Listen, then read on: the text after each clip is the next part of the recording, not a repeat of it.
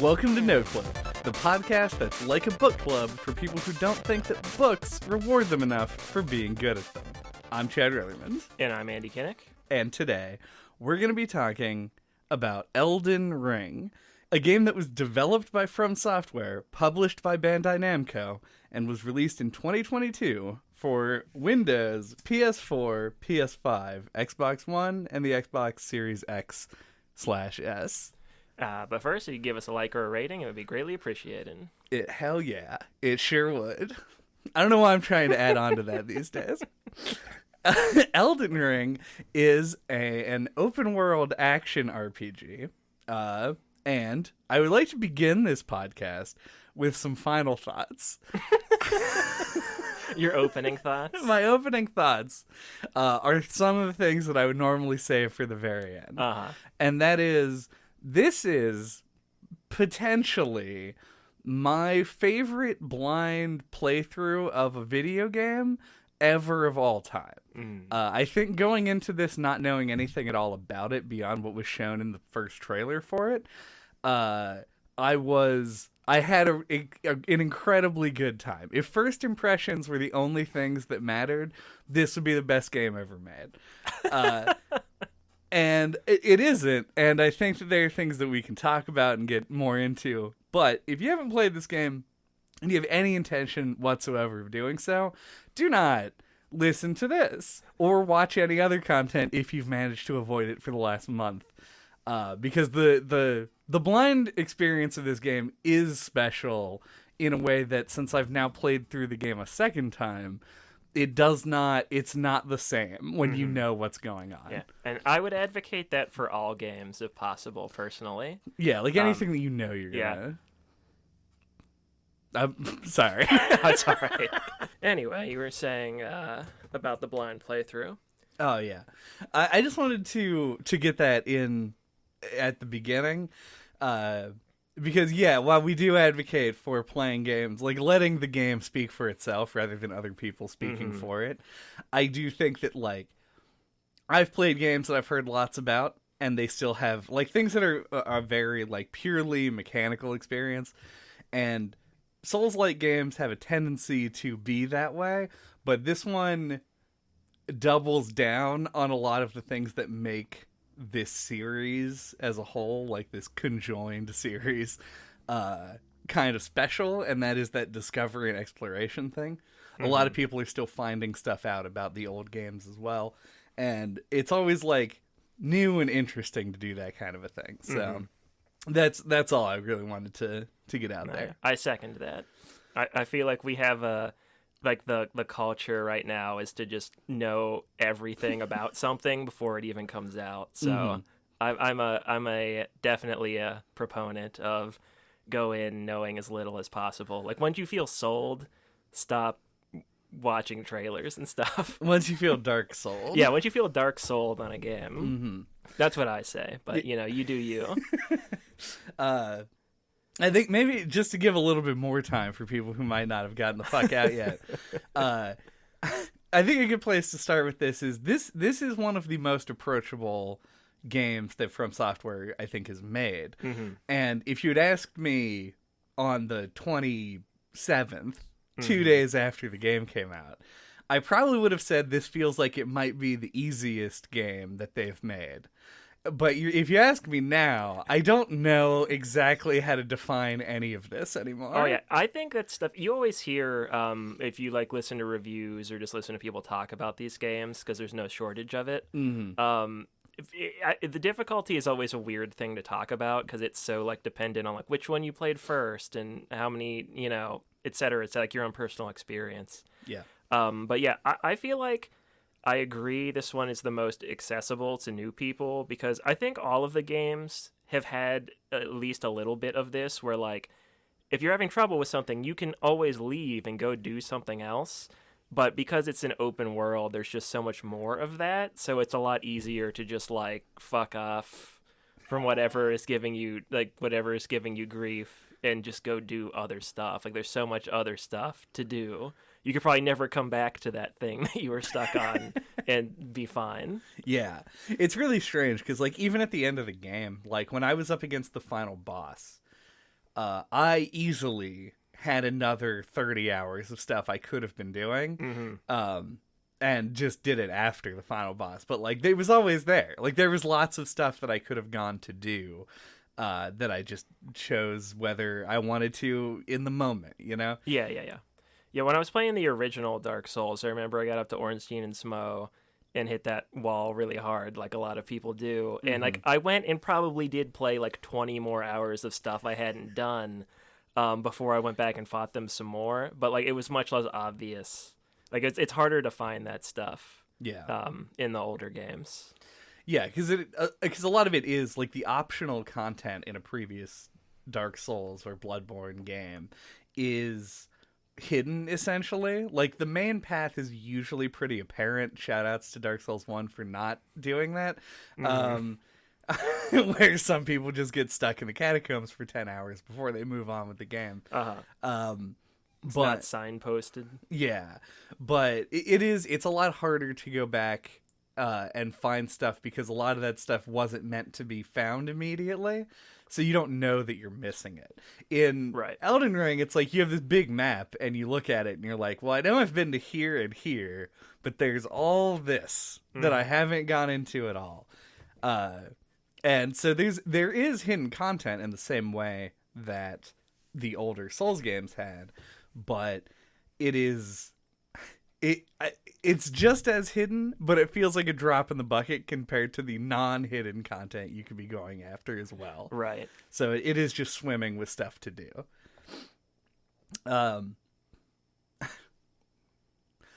I came into this game with basically, I was excited, but I had two expectations. And that is, as somebody who doesn't usually like open world games, I didn't think that an open world game would surpass how I feel about the world of Breath of the Wild within a decade of it coming out. And I also didn't think that FromSoft was going to be able to make a game that I liked better than Bloodborne. I was right about one of those things. And I was curious, like, when you came into this game, like, what did you expect? I watched the initial trailer that they released, like, forever ago, that which is, like, a story trailer, and I have not followed it at all since. Did not, like, when people, like, they released the game to, like, people to try and to show to people, I did not watch anything, and so I really had no expectations either. I feel like several years ago, like before The Force Awakens came out, I blew a hype fuse and don't really get hyped for things anymore. Yeah. But I was looking forward to this, and it kind of snuck up on me. It was like, oh yeah, Elden Ring's coming out in January, and I was like, oh sweet, and they're like, oh, I got delayed to February. I was like, oh okay, like, that's fine. I can wait. Yeah, that's cool. So yeah, like, but I was looking forward to it, and when it came out, yeah, I didn't really know anything about it, and I think what struck me. So I had, like, basically no expectations. I just kind of went in blank slate. But it was a lot more... It felt a lot closer to, like, Dark Souls 4 than I expected it to. And I don't really mean that in a good or bad way. Just kind of... I expected it to be more different, I guess, is the big thing. It feels super familiar. Yeah, we don't script these episodes. I think should be extremely obvious. Yes. But in my head, I do, prior to an episode, have, like, talking points and stuff and bring it out in the way that I sort of want it to come out on the show. And you basically just 100% like laid out. The elephant in the room for me with Elden Ring is that it is Dark Souls 4. And it's weird to me because, like, there's lots of, like, oh yeah, Bloodborne and Dark Souls are really close, even though they're technically different series because of blah, blah, blah, all these mechanics. This game obviously is running on the Dark Souls 3 engine. Yeah. Contains assets and stuff that are lifted directly from Dark Souls 3. That kind of surprised me how many things kept cropping up where I'm like, oh, that's just from Dark Souls 3. Yeah. And so I also wanted to bring it up as a not good or not bad thing, but I think that there are very subjective parts of it that are good and bad. Sure. Like, depending on who you are. Because to me, subjectively, I think that the fact that Elden Ring is a lot like Dark Souls 3 is good because I was one of the people apparently very few of those people, who didn't care for Sekiro and was afraid that this was going to be another game that I bought and then didn't play because I didn't enjoy it. And the fact that it is like Dark Souls meant that I could get into it pretty much regardless. Yeah, I think I had kind of assumed it would be more like Dark Souls just because it's like a dark fantasy thing. Yeah. I actually hadn't even considered it might be more like Sekiro, which I also thought was like just okay. Yeah. Personally. There aren't... Before you click off of the podcast... Yeah, I mean, we'll maybe never get into it, but yeah, like it was something, but it just being a new IP, like there was always that chance that they would try something entirely different and it wouldn't be something that I gelled with. So I was a little bit pleasantly surprised at how much it was like Dark Souls 3. And I also think that once again, depending on who you are, I didn't love the fact that like the big crabs came back. And it's not because I hate the crabs, I do, but the like when you see something straight out of Dark Souls 3, you already know how to deal with it. It's not a surprise, it's not new, and that is a bit of a bummer. Yeah, that's one of the things I like so much about Bloodborne is it was all new. Yeah. And yeah, like that's one thing that like I think the Souls sequels, like one of their weaknesses is like they recycle stuff a little too often. This obviously has a ton of new shit. Yeah. But it like returning assets do kind of stick out. Yeah, and it makes me like veterans of the series. Exactly. Yeah, and it makes me wonder, sort of like, I can't like this is why I think it is not objectively a bad thing. Is because I cannot really blame them considering how big this game is. Oh yeah, no, not at all. Yeah, it takes a bit of it. Like the first time I ran into a giant enemy crab was at Castle Morn on the Weeping Peninsula in this game. And I remember jumping down and seeing the crab and just being like, because I had been playing essentially for 11 consecutive hours when I got there and was just like, fucking the crab? Like, is back? Why? And was just confused by it more than anything. Like a boss health bar pops up and it says the crab from Dark Souls 3. Yeah, and it took me back to a time that I didn't love, being smashed by a crab, but it was interesting. I don't know. That would be the one major downside that I can say about it being Dark Souls 4.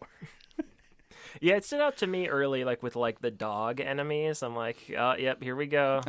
Like it just like kept like little things where I'm like, oh, this is like there's these enemies. It was in I think the Cathedral of the Deep area that are like spewing like leeches out of their guts and stuff. Like those enemies are in this game too. Like just specific little things like that will stand out to you if you've played all these games. But yeah, like, it's just like a nitpicky thing. And I encourage it, in fact, if it means they can put more content in the game by saving time. That is true. Because, like, when I talk about this game being approachable to a new player, like, one of the things that makes the original Dark Souls unapproachable is the fact that it is, like, it just feels different, especially at the time that it came out, from other games, and doesn't do a lot to help the player out at the beginning. Yeah. That's part of why I love it, though. But yeah, no, it does make it unapproachable. Yeah. For sure, for new players. Yeah, it just makes it hard to take your first few steps. Because once you do, you kind of get the flow of it. But if you get stuck early, it's impossible to, like, grasp for a long time. Yeah, you have to want to, like, walk up a hill. When you start Dark Souls 1. Yeah. Or your first Souls game of any kind, really. If you haven't played Dark Souls 1, our biggest tip is make sure you walk up a hill. There's a very important hill you gotta walk up. In that mood to overcome a challenge. Oh, I meant literally to get to Undead Burg. Yeah, you have to walk up a hill. Yeah. Don't walk down a hill. Yeah, go up that. It's kind of obscured by a tree. There's a staircase. Look for it. It's our Dark Souls 1 tutorial. But yeah, and then the thing for me anyway that made Dark Souls 2 unapproachable is that it's like 100 stupid hours long for no reason. And this game feels like it's going to be 100 hours long from the time that you walk out the front gate. Mm-hmm. And it can be. Yeah. I mean, I ended my game the first time at 110 hours. Mm.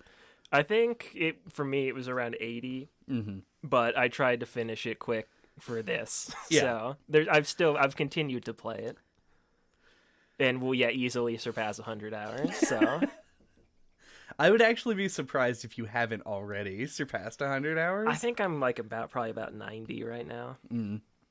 And I played it twice. So there's definitely there was a bit of a discrepancy between the amount of free time that each of us had before this. But I don't know. I felt like I expected it to be really long when I went in. Sure. And it lived up to that expectation fully. And there's just a lot to do and a lot of things. I'm lost now, so let's take it back and talk about something else. Mm-hmm. We should talk about the game. Oh, okay. Yeah. I have a lot of stuff that I do want to cover for sure. Mm-hmm. And just saying mechanics is not going to mean much in a game this mechanically focused. Sure. But I think it's good basics so that you have a grasp of it when we get to talking into the bigger elements of the game. Mm-hmm. And so if you've played Dark Souls 3, feel free to skip to time code here. Because it does play very similarly. Mm-hmm. So I've played this game 2 times through at this point, and I played a melee character who was just full strength for 2/3 of the game, and then I spec'd into Faith at the end. Mm-hmm. And then on my second character, I played a caster sorcery build.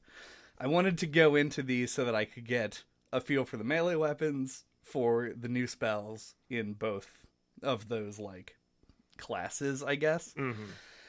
And this is going to be more in depth of a conversation, I think, when we talk about bosses. Sure. But it does feel very similar to Dark Souls, but I feel like the spellcasting feels way harder than it was in other Souls games, which is a good thing.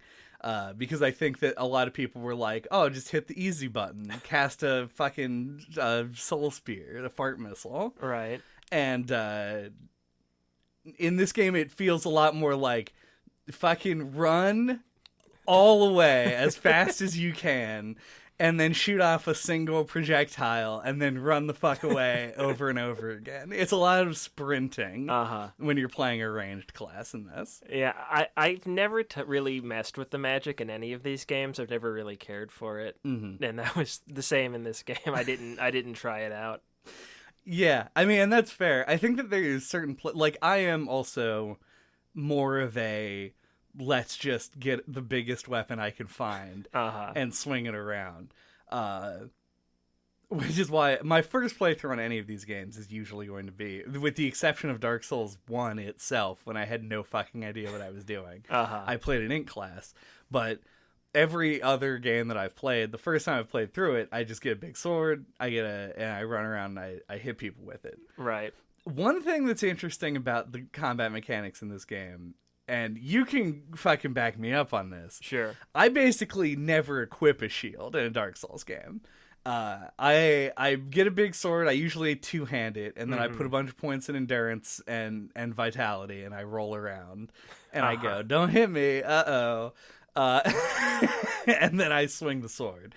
This game made great shields live up to their name, we'll say. They were incredibly strong during my first playthrough. Yeah, I mean, I'm an outlier, I guess, at least from what I've heard of other people talk about these games online. I prefer sword and board. I think I've said this dumb joke before, but for me, it's sword and have a great time. I don't know if you have, but I'm glad that it's on tape now. Maybe that was just off-cast, but yeah, I just like to play that way, and it's weird because I've played Bloodborne, I've played Monster Hunter, I've played games where you have to roll through attacks and stuff, but for some reason I just can't wrap my head around it in Dark Souls. Like in Dark Souls 3, my first playthrough, I'm like, I'm going to do a dex build. I'm going to roll through attacks, blah, blah, blah. I'm going to actually do it this way because everyone says that that's like the better way to play. And I couldn't do it. Like I just gave up on that partway through. So yeah, I'm right there along with you. And yeah, the great shields in this are awesome. They're more effective than the regular shields, and they don't like completely destroy your equip load as much as they did in the previous games. Yeah, that's actually a bit, because like the quote unquote like best great shield in the game is very heavy. And I, by the end of the game, was using like this big, like I was using the Visage shield, which if you haven't found it, is a big face that shoots fire out of it. Yeah.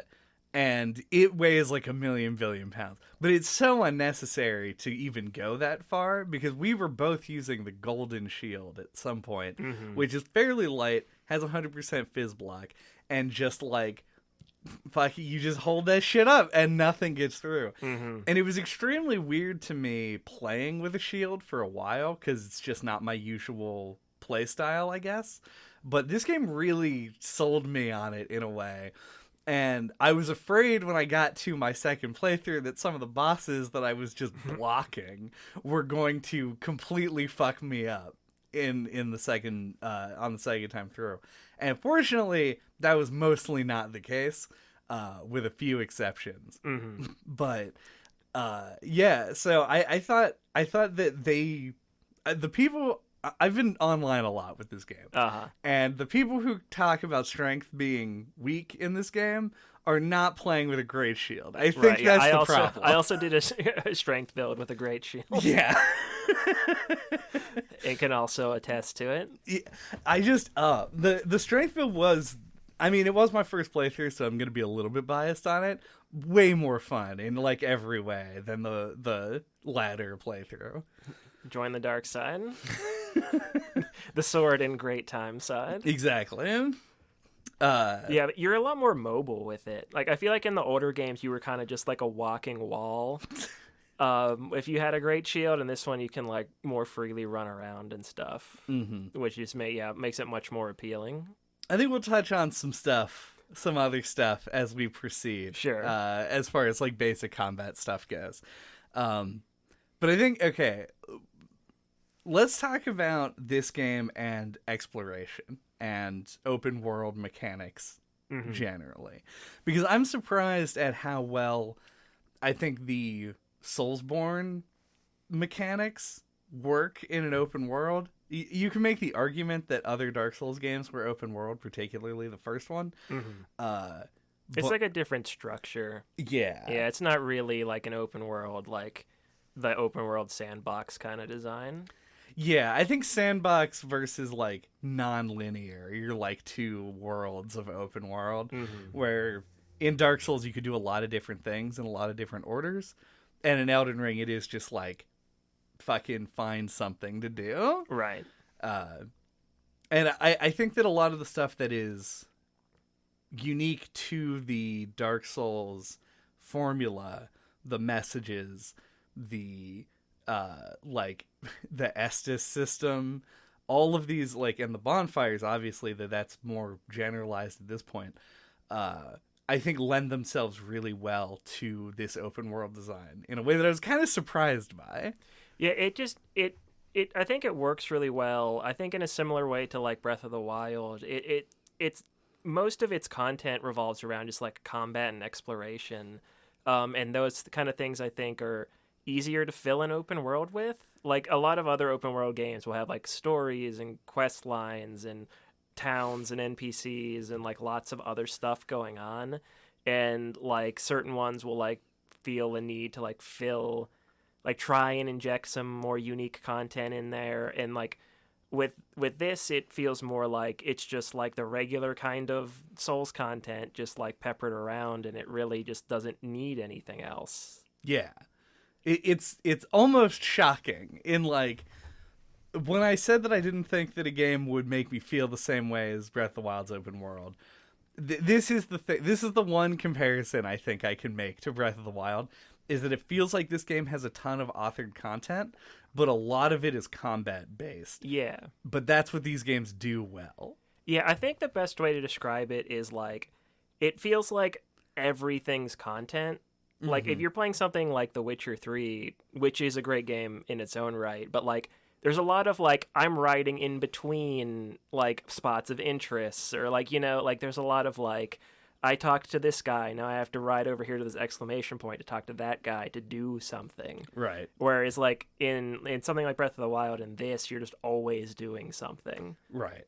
Like it's all gameplay. Yeah. There's no like busy work or in between spaces, really. Yeah, especially we've made the argument before that other Dark Souls games should have kept the fast travel till the end of the game like the first one did.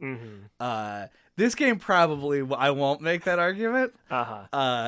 Maybe very early, but not... I will always make that argument. Like, I like to walk around in games on foot a lot, and yeah, just being able to it could have been a reward for like an early game boss or something. Like, they could give it to you early, but like make you earn it. I just think that's better, personally, but I completely understand why they do it in this game. Yeah, it's one of those things where I think they didn't want to force people into fighting the early bosses, and in fact, I did not. I didn't beat Godric until, I don't know, like 12 hours into the game or something. Yeah, like it's probably even longer for me. Like, I kept putting him off because he seemed so hard when I got to him. Right. That I was thinking like maybe they structured this game to be like, you do like all of the open world and then you hit all the castles at the end. Right. Like, I didn't know if it was like that or not, so I just kept doing as much as I could before I even thought about going back. Like, it was probably like 25 to 30 hours before I fought Godric. Yeah, it does. It's like, and it totally holds up under that like that level of restraint, I guess. Like, you can hold off from fighting even Margit before you get to Godfrey or Godric. Yeah. That's gonna happen a couple times. Yeah, we have a list. I there's so many. I'll just read it off now because it came up. I wrote down this list. I was like, we were talking about the game, you know, as we were playing it, and every time I would try to like reach for a name, I would not remember it, and I'd be like, oh, you know, like the Moon Lady, because I was like, why can't I remember any of these names? And it's because, and even if somebody says like the Moon Lady, you're like Ronnie, Renna, yeah, Renala, yeah. So the writing in this, they decided to go with like family names should be similar to each other. So we have things like we have Renala, Ronnie, Radon, and Rykard. Like 3 of the 4 of those are related to each other. We got Melina, Marika, Millicent, Margit, Margot, Melania, Malekith, and Mo. And then Godric, Godfrey, and Godwin are the ones that I wrote down because I thought I would need that to keep those straight. Yeah. So yeah, there's a lot of similar names. There sure are. And they do all start with G, R, R, or Martin, M. Oh. Which is... I did not even notice that. That's so funny. Yeah. It's extremely weird. That's like one of the few things that strikes me as odd because, like, there are coincidences. And then there are things that are very clearly not coincidences. And I feel like this definitely falls under the latter category. Yeah, it has to be. If it stood out to me, there were that many names with the same letters, there had to have been a reason for it. And that seems like as good as any. Yeah. The in-universe reason for it is it helps keep the families straight. Yeah, the family names. But it's still hard, especially considering how much the game obscures parts of it. Like, and I guess big ending spoilers that we already told you to get the fuck out if you didn't know what was going on in this game.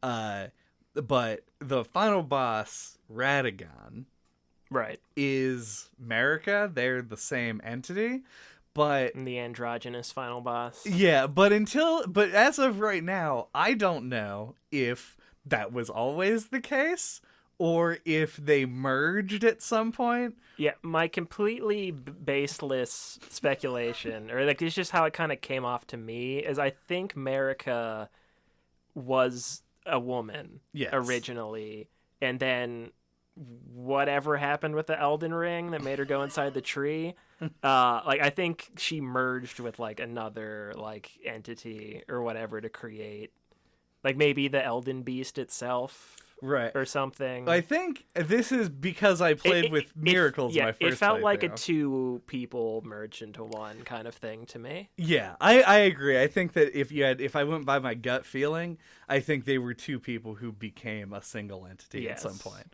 But we'll talk about the narrative in a bit. You better believe it. Yeah. We were talking about before, and the reason that we got to the names is because fighting Godric feels like it is the first big hurdle that you have to get over. Yeah. And because they did make the boss... Okay, I fought Godric 3 times at this point. Like, on new characters. I fought Godric himself, like, 9 times because I kept using him to farm runes early in my first playthrough. I would go back and co-op Godric. Yeah. And like they made him difficult, especially the first time that your first playthrough. Godric is going to seem really overwhelming compared to every other thing that you've done up to that point. Yeah, I even thought that I don't remember if it's Margot or Margot.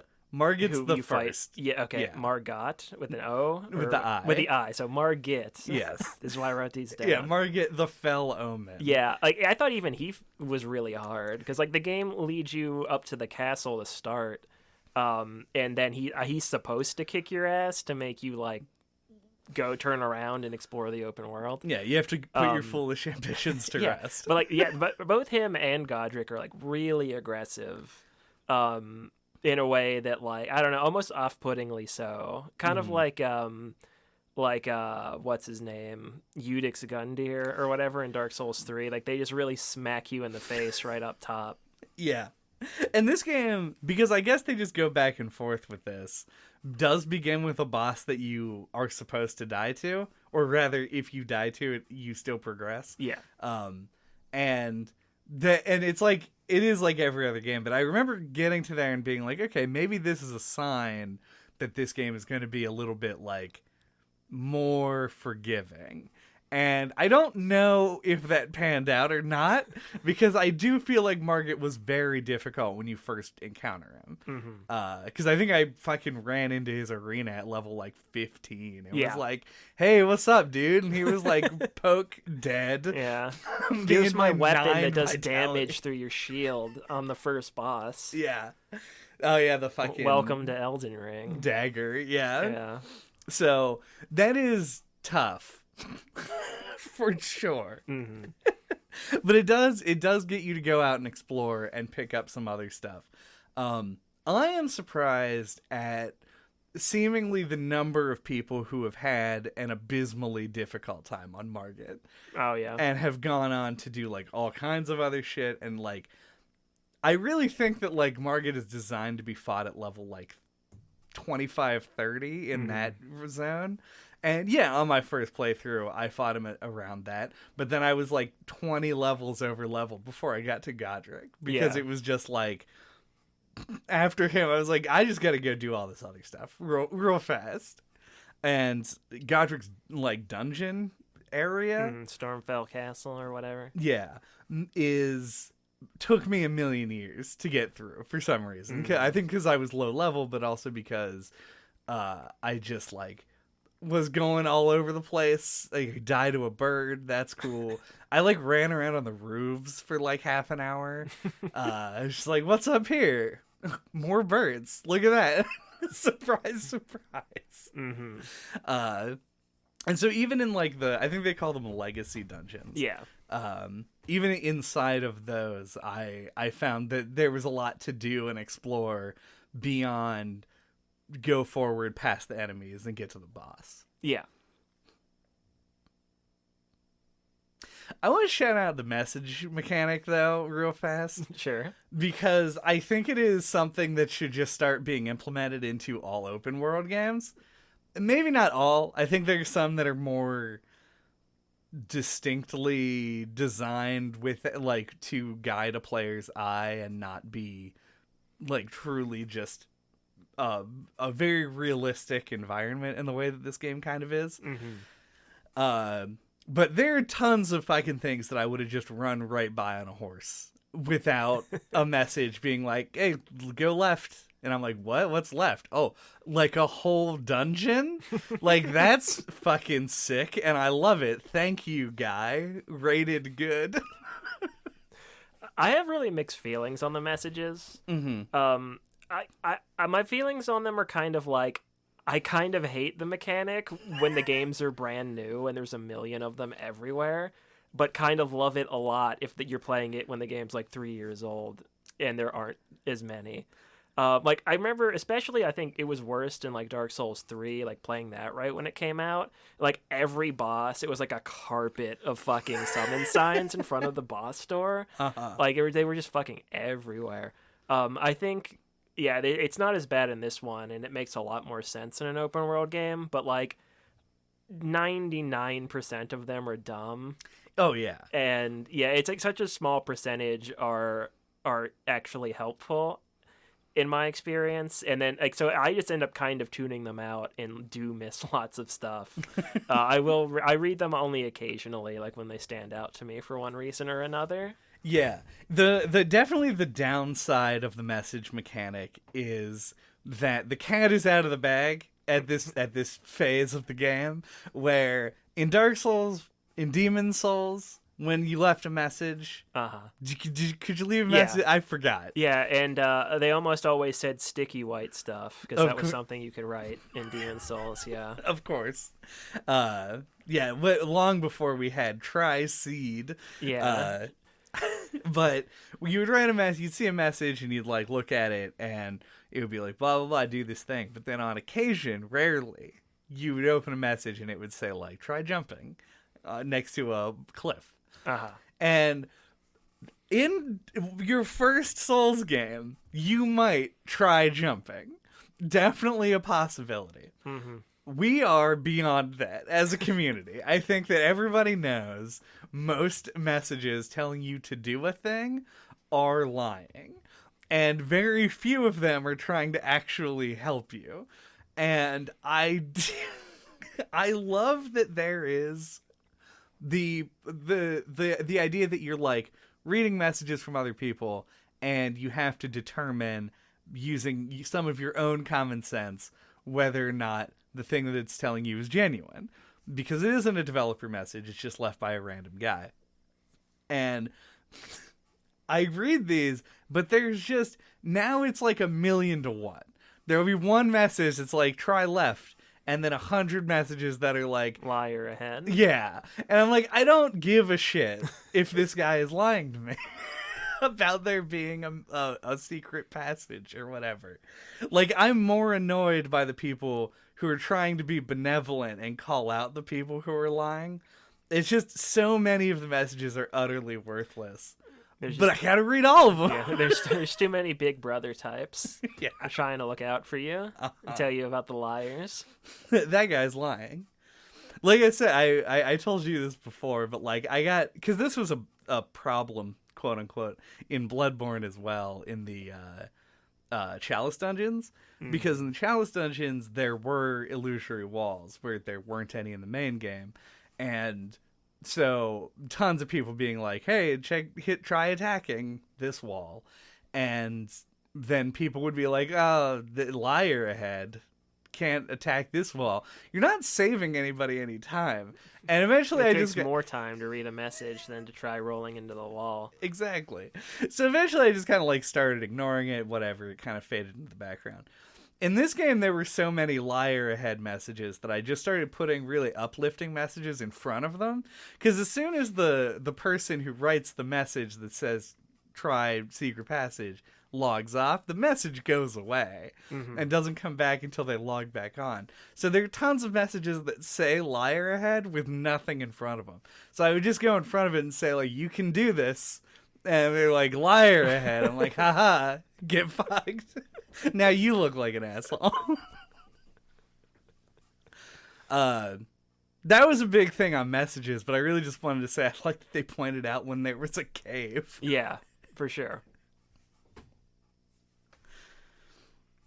So I guess we were talked about like our initial experiences a little bit. And so I started out playing this game a lot like it was just Dark Souls, and I think one of the reasons why is after you fight that boss that most people will die to at the beginning of the game, and you wake up in the whatever temple of whatever, of America or whatever.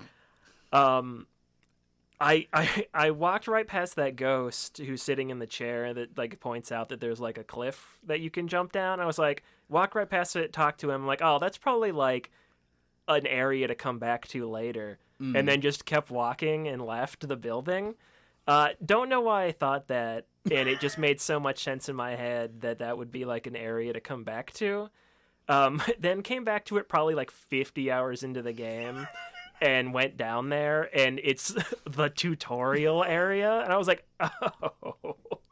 So I didn't know about, like, the Statues of America or, like, the riposte attack or the jumping attack or, like, how any of it worked. Right. It mostly just backstabbed a lot of stuff. Like, I've learned a lot of the mechanics on my own, but, like, it took a while because I just completely skipped that.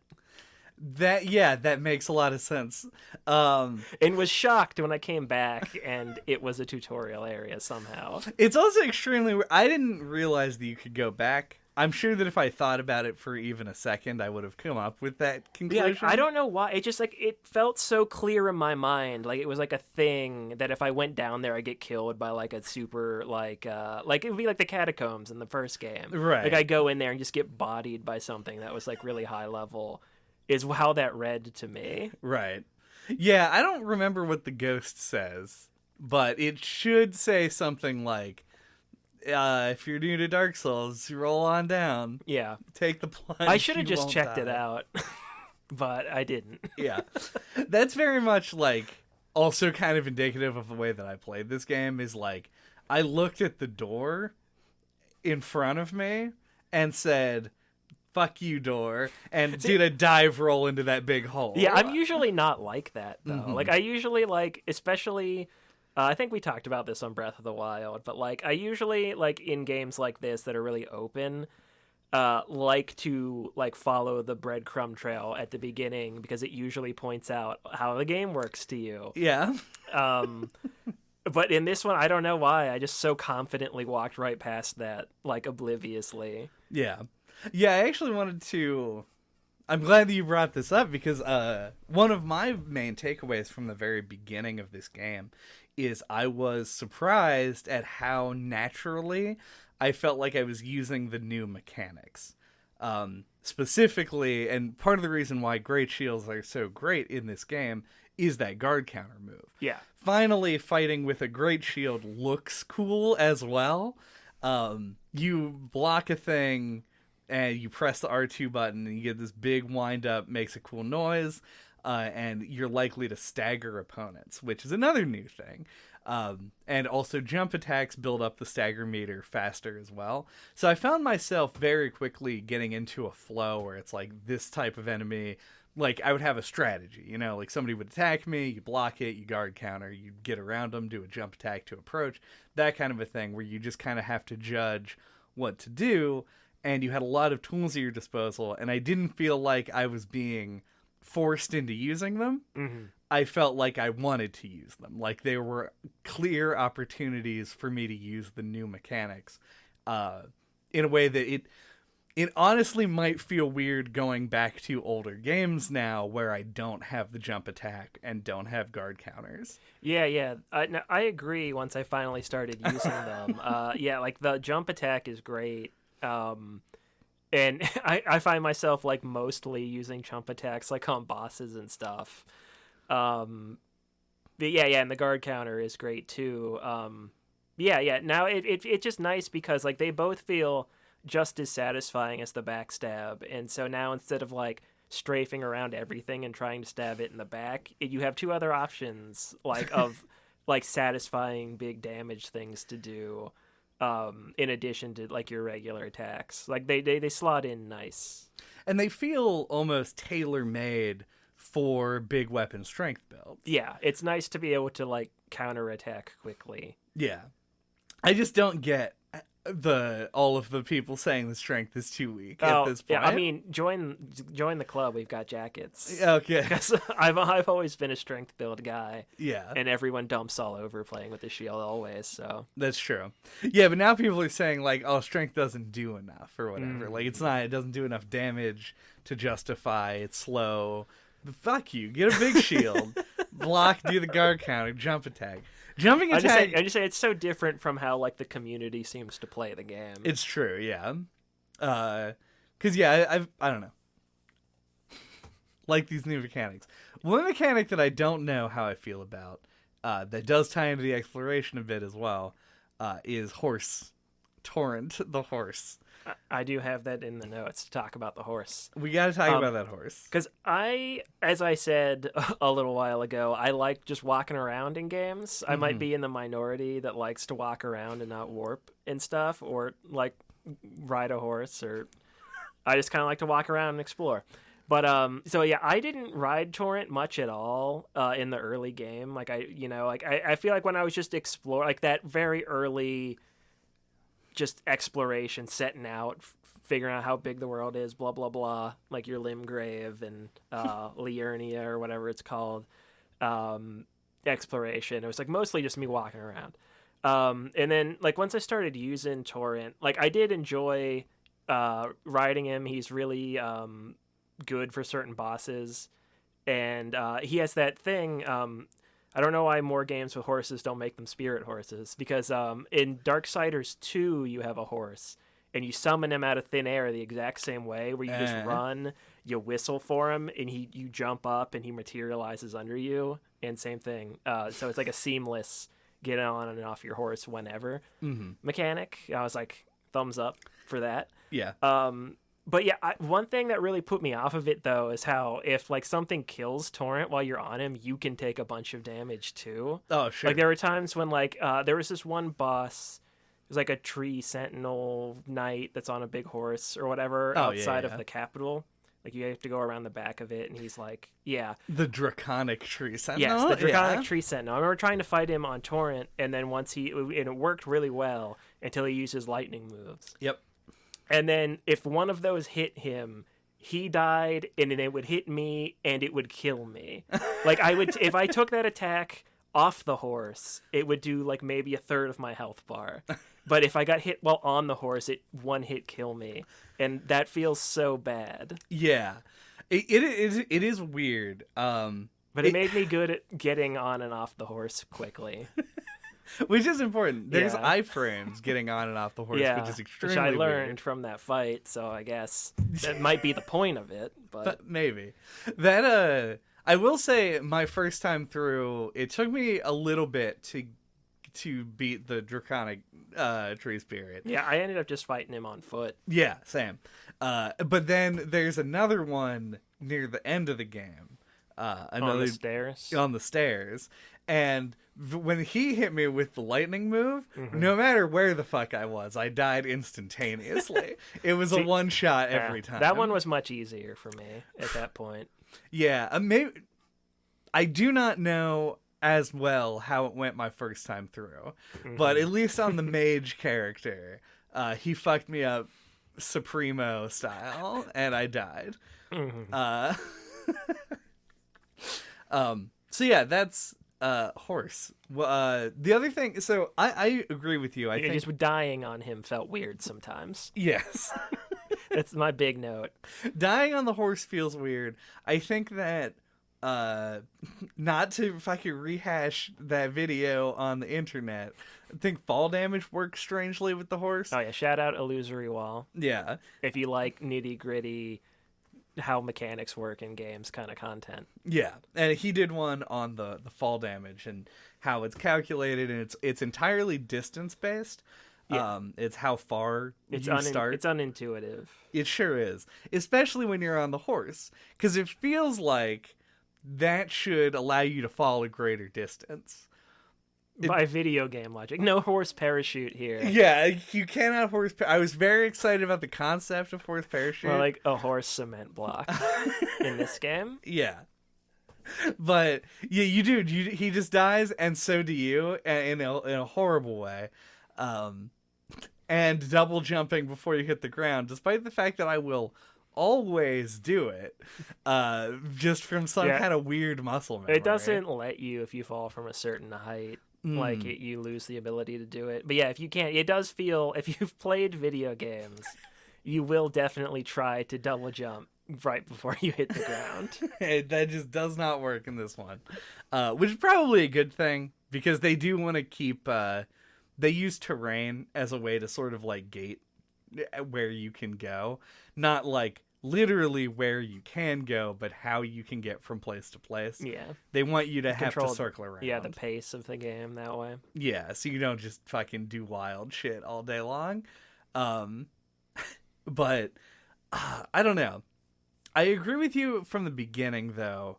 I was resistant to horse. Right, I know you hate horses in games. Horses in games.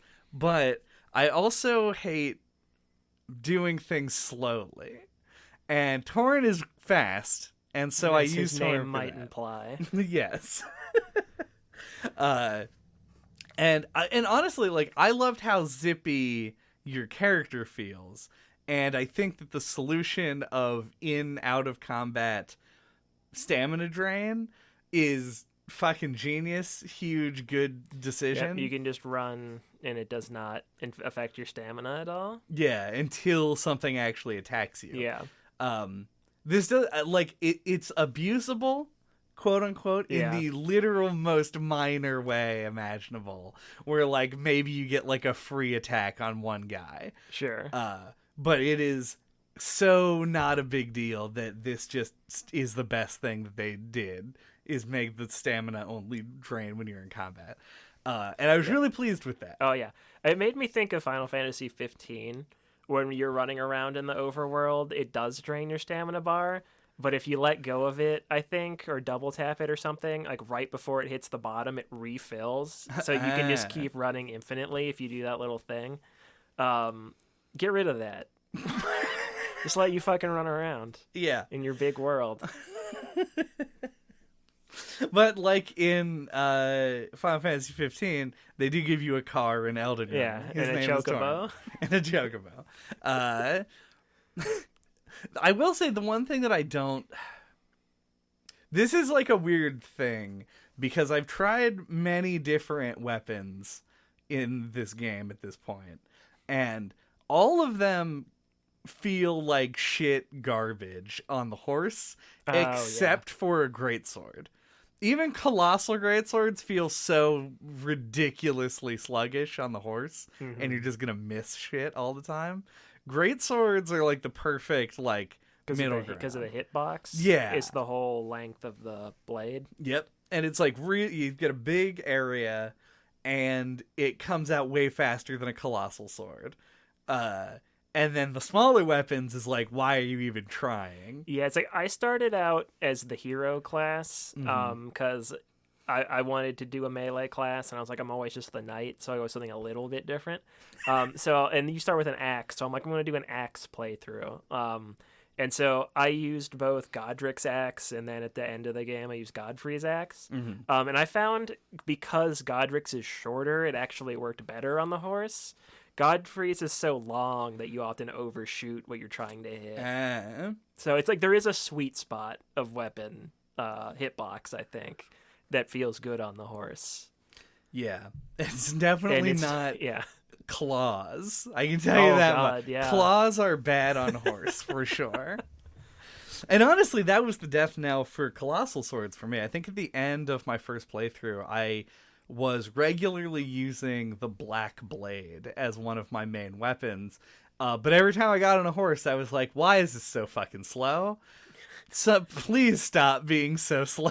And it got very frustrating. And it just made me not use the horse in combat ever again. It felt like a nice optional thing for me. It felt like almost like a puzzle solution thing, as weird as that sounds to say. Like, I would get to a boss and be like, having a hard time with it. I'm like, oh, can I use torrent? Like, would that make this boss easier? Like, that was like the main, like one of like, other than just getting around through an area, I just wanted to get through.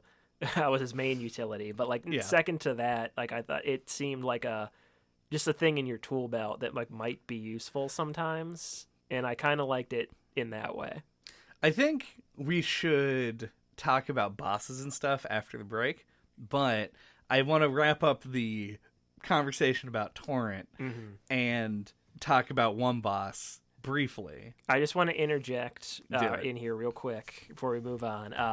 You have a regular jump button. We haven't mentioned that. Oh, yeah. We talked about how your horse can jump, but not how you can. It's another similarity to Breath of the Wild. They just give you a regular jump in a series where you didn't have a regular jump before. And it will be another one of those things where I think it will feel weird to go back to the older games and not just be able to freely jump around. Yep. Yeah, and also because they put jump on... We're going to use PlayStation controls because that's what we're used to. X or A, I guess, on the Xbox controller. I think it'd be B, actually, because I think it's A, B. It's been a long time since I've used an Xbox I'm pretty controller. sure A is the bottom one and B is to the right on a Xbox controller. You're probably right. So but, A. Yeah. And Y would be the triangle alternative. Putting accept on triangle. Fuck buttons all day. And the jump on the bottom was a bit of a... I don't know. It threw me for a bit of a loop, but mostly because I play Bloodborne more than any other Dark Souls game. So I would be like, hit triangle to heal. No, you don't do that. It didn't take me long to kick that habit. But it is weird getting used to the jumping and not jumping when you're trying to accept a message. And jumping instead of rolling off of things. Adjusting to how to two-hand now, because that's different. Oh, yeah, and it's that's one of the hardest things in the game. I did find myself, like, trying to tap the circle button to jump. Oh, I just grabbed this because I know it's opposite on Nintendo controllers. Yep. Yeah, it is A at the bottom on an Xbox controller because it's B on the Switch controller. There it is. But anyway, yeah, that's all. I just wanted to not mention that. Oh, for sure. And it also, this game includes, if you loved getting into the gutter or the Laddersmith Thomas is back. Yeah.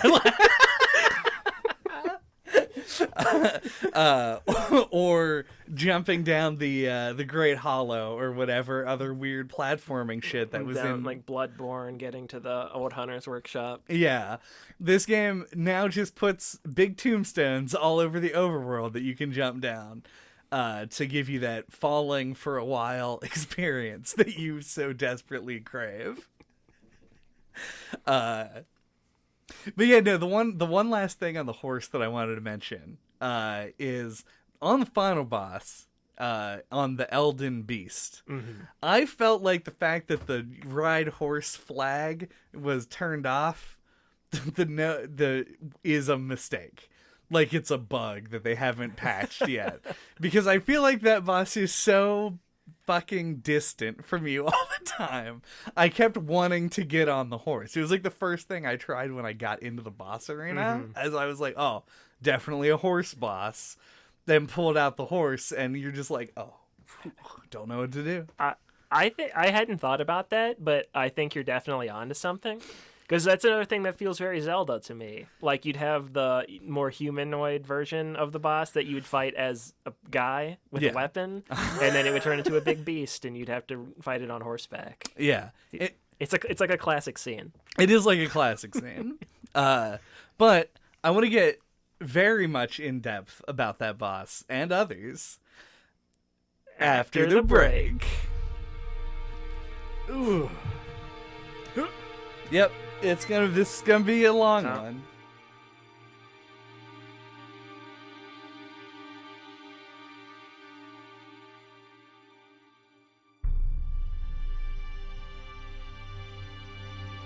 Welcome back. I want to talk about bosses, and I think I want to talk about them in broad strokes first, and then maybe narrow in on a few. to talk about in more depth, because they are, like in most Dark Souls games, they're the big milestones for your progress. You go through an area, you say, oh, I explored a bunch of this area, but I haven't beaten the boss yet. So you're not done with something until you've beaten a boss in this game for the most part. And I think they use bosses really well in this game. I think there's a quality of boss that is up for debate, I think, in this game, where they're really classic bosses in some of the older games, and then they try and tailor them more to the mechanics of each of the games. What I've noticed in the series going through it is that the more Dark Souls games you play, the more all the bosses in Dark Souls 1 feel like they were made to be beaten by babies.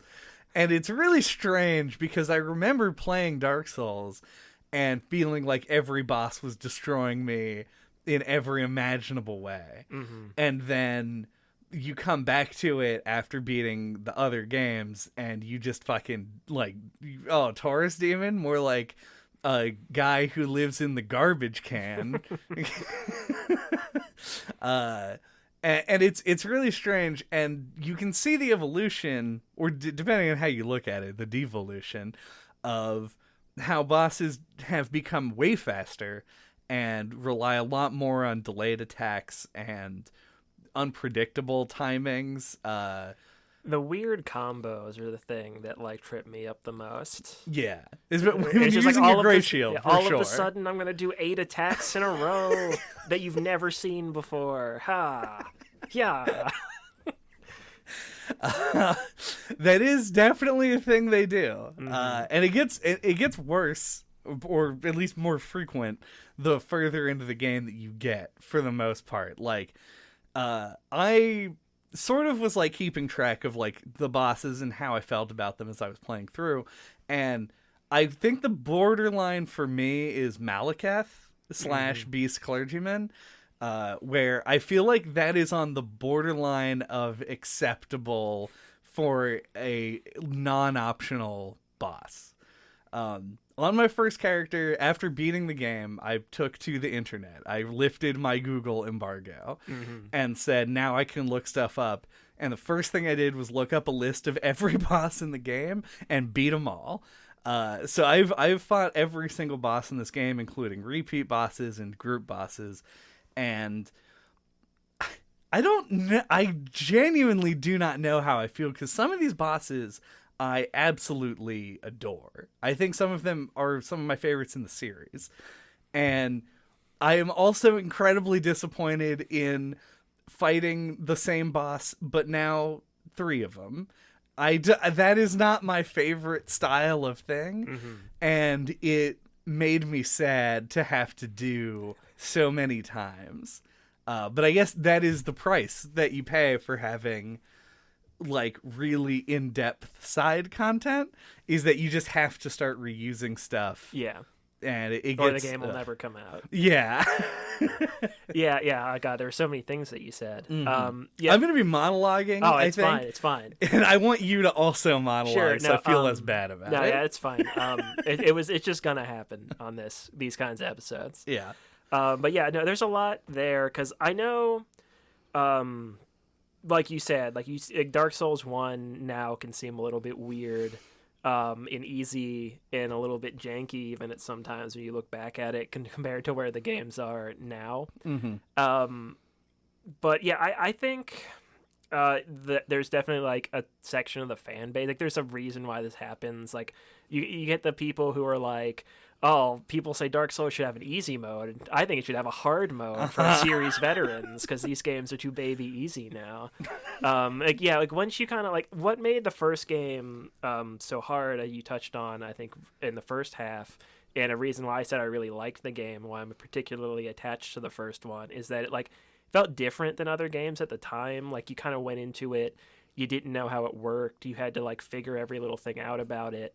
And that's not for everybody, but if you do click with it, like, you get really attached to it. And if you play all these games, you get better and better at them. You could get more and more familiar. And like, you can be like me and walk right past all the tutorials and be totally fine and not even really notice that you did it. Yeah. So yeah, there's definitely like a weird, like, it's hard to gauge the difficulty. Like, when people talk online about which game's the hardest and which one's the easiest, it always like feels completely different than what you think. Yeah. So yeah, it's kind of hard to talk about that kind of stuff without being just completely subjective. But yeah, what was the second part of your statement? I felt like you wanted to respond to that too. The fact that they repeat bosses. Yeah, I think you said it already. It's just kind of a necessary evil.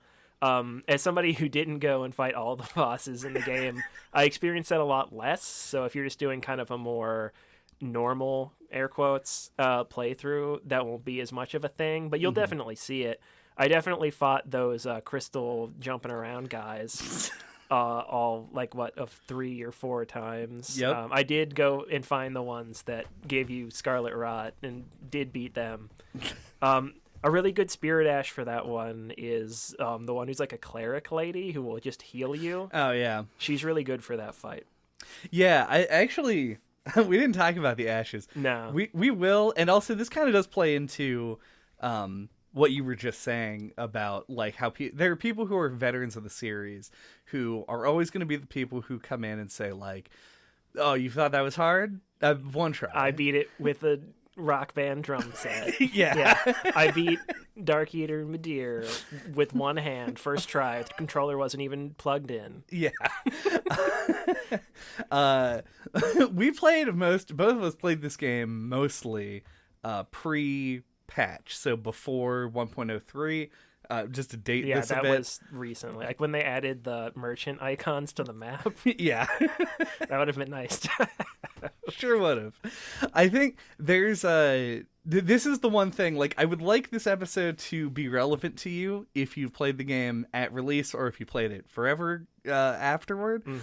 Either one, though, there is an important distinction to make as of today, right now, is that they did update this, so there are some things that we're going to be talking about that are relevant to release that are not necessarily as relevant anymore. I fought Radahn 2 times. Both of those times were before the patch that nerfed him. So I'm going to complain about Radahn a little bit. But I don't think that Radahn is one of the worst offenders here. And Spirit Ash is also... those people who talk about how easy the game is this is a straw man Dark Souls fan, and I'm just acknowledging that right now.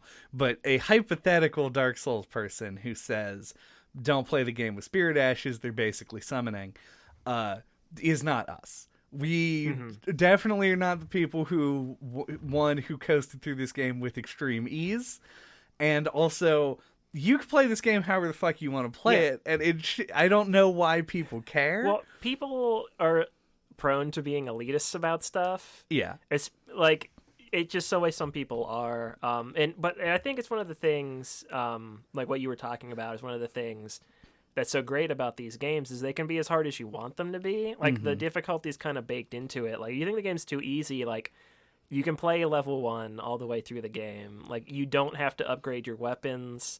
You don't have to, like, cash in the seeds to upgrade your flask. Like, it can be harder if you want it to be. Yeah. So, I don't know. It seems like it's a silly thing to complain about.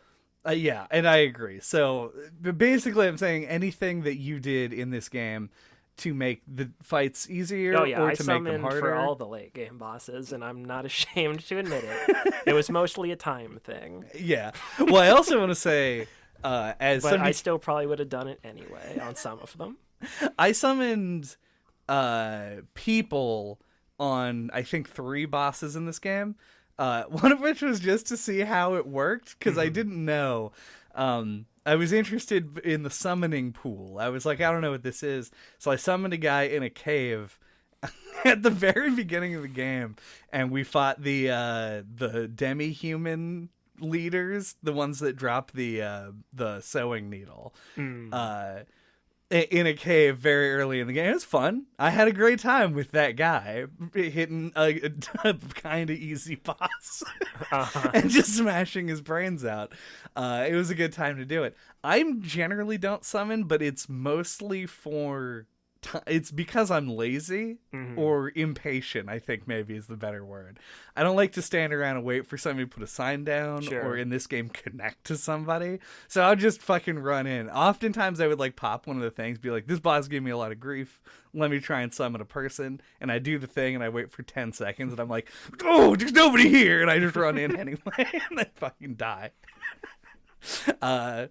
So yeah, absolutely nothing against that, but it might sort of influence the way that you perceive difficulty of things. So when I say the Malekith is on the borderline of difficulty for a non-optional boss, I was thinking that in my first playthrough when I was a strength build with a great shield. When I was playing as a mage, I beat him on my first attempt without even really trying very hard. And it is... almost baffling to me that because that boss seemed like I was worried about it going in as a mage. I was like, he's so fast, I'm gonna miss him with every spell, and he's gonna run in and just fucking kill me in one hit. But he just takes so much damage that you just kill the shit out of him without really trying to. So it's a weird dichotomy where a boss can seem very difficult and then also become easy with a different strategy. Yeah, I mean, the games have always kind of been that way. It's always been a thing with me and JJ in the first game, in the first Dark Souls, where he had a lot of trouble with the Four Kings because he played like a super careful hide behind a shield and poke things with a spear kind of character.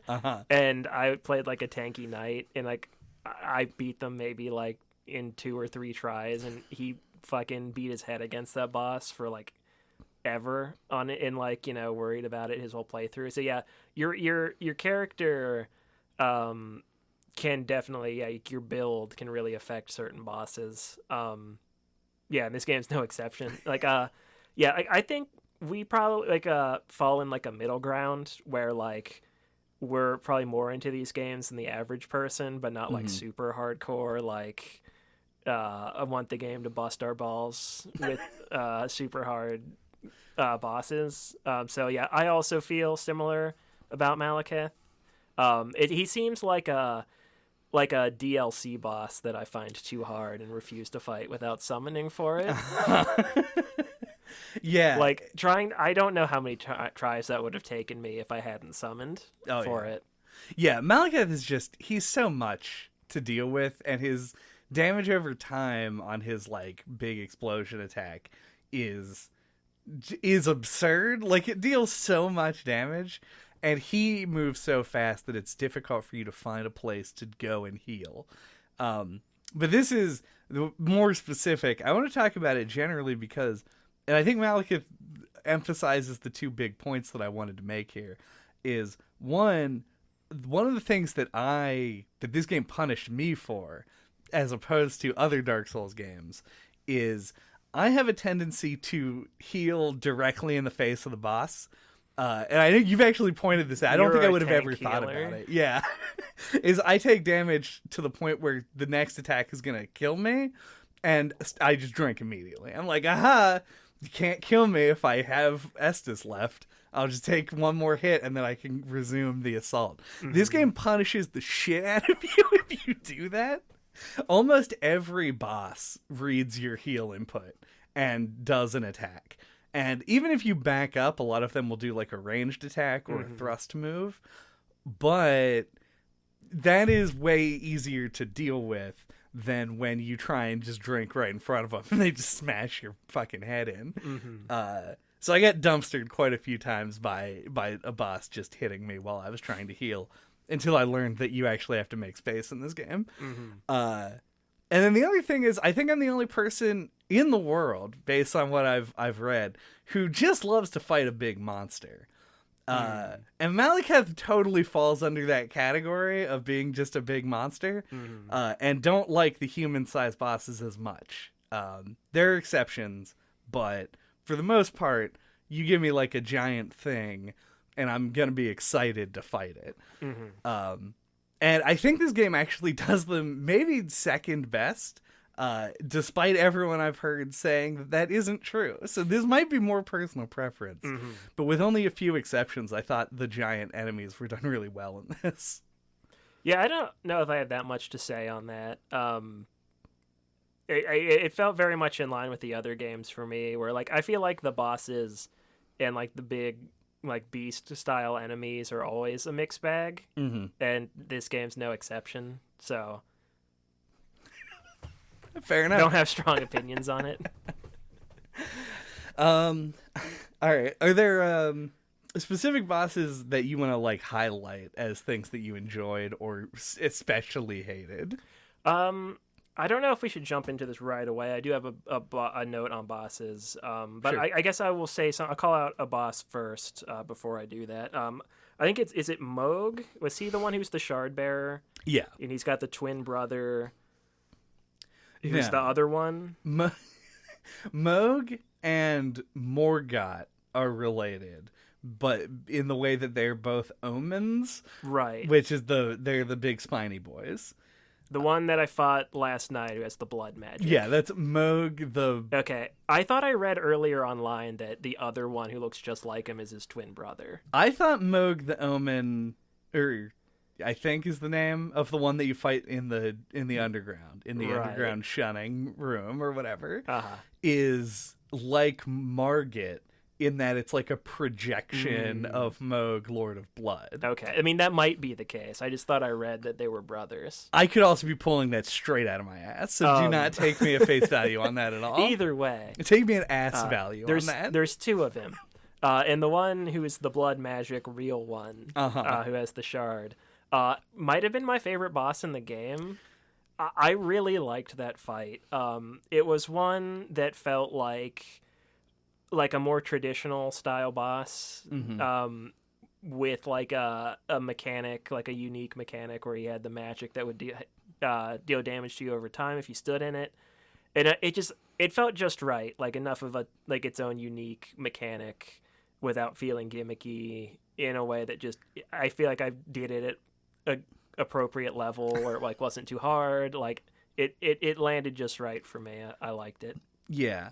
I think, and I also have a note that is in the don't want to get into it right now category. But I wanted to offer Moog as a counterpoint to that note. But I also, I'll at least say, like, with Moog, I took Moog on at like level 120. Like, I fought him before I beat the game. And Moog took me 4 hours. It's the longest time that I spent on any boss in this game. Interesting. And I just kept going at it over and over again. But I didn't change anything, right? Like, I went in, I had my build, I felt like I was going to be able to beat it, and I just went in until I learned it, and then I beat it, and at the end I felt really good. I was like, hooray, I beat Moog, and I didn't jump over the wall and turn his AI off. They patched that out as well. But you could do that. So after I killed Moog, I was like, fuck yeah, like, that was a good fight. Like, I really like the Moog fight. And to me was not the hardest boss in the game, but ended up being the hardest boss because I just went at it in fucking just me versus Moog and figured it out and learned how to fight the stupid demon man.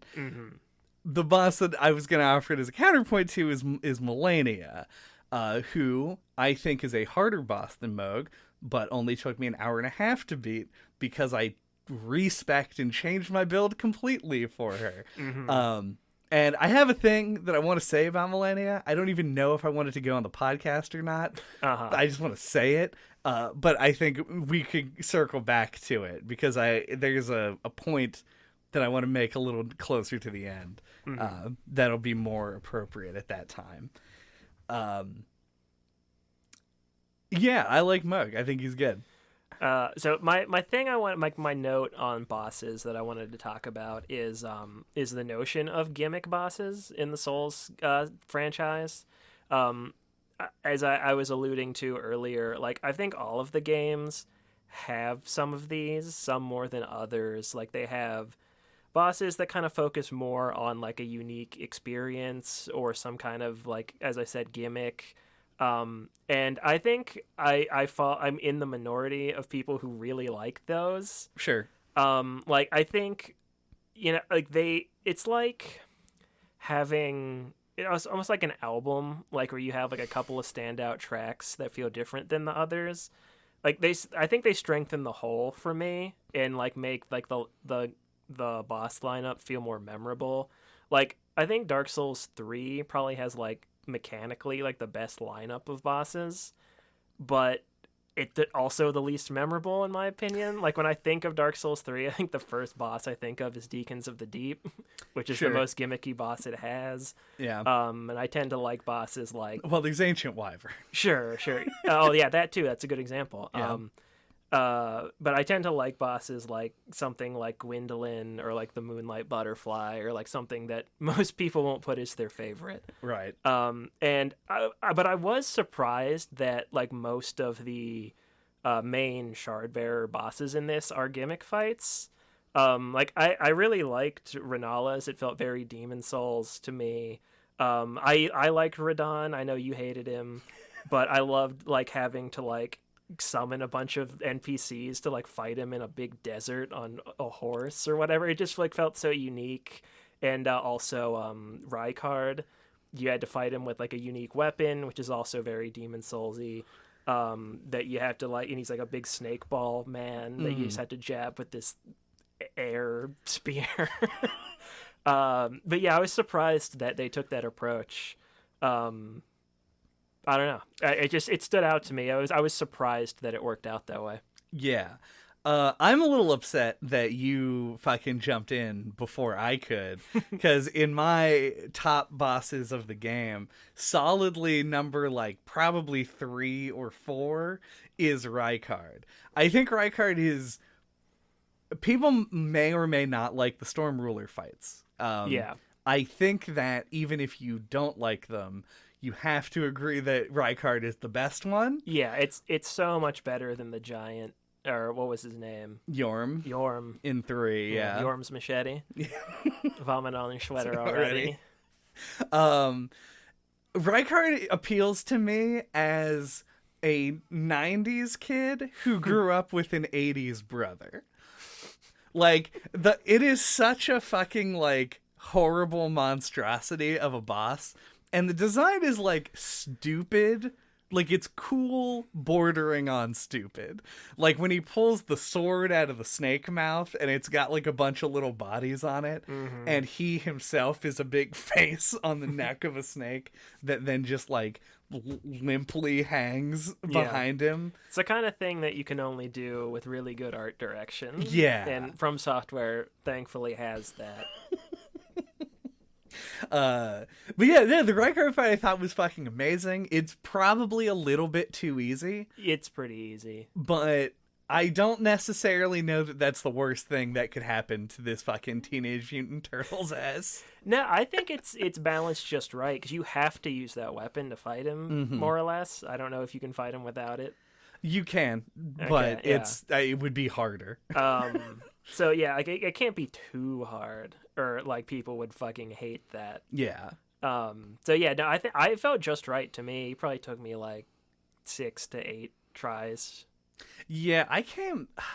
See, I think I You just have to learn what things will kill you. Yeah, and then it's not bad. Yeah, like you have to figure out how to dodge the big explosion attack and all that stuff.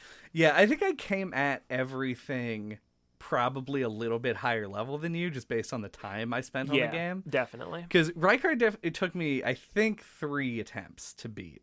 And yeah, I think I beat the game at level like 126. Right, I was level 141 when I finished the game. Or 139? It was like in that zone. Yeah. Like in the 140 zone. But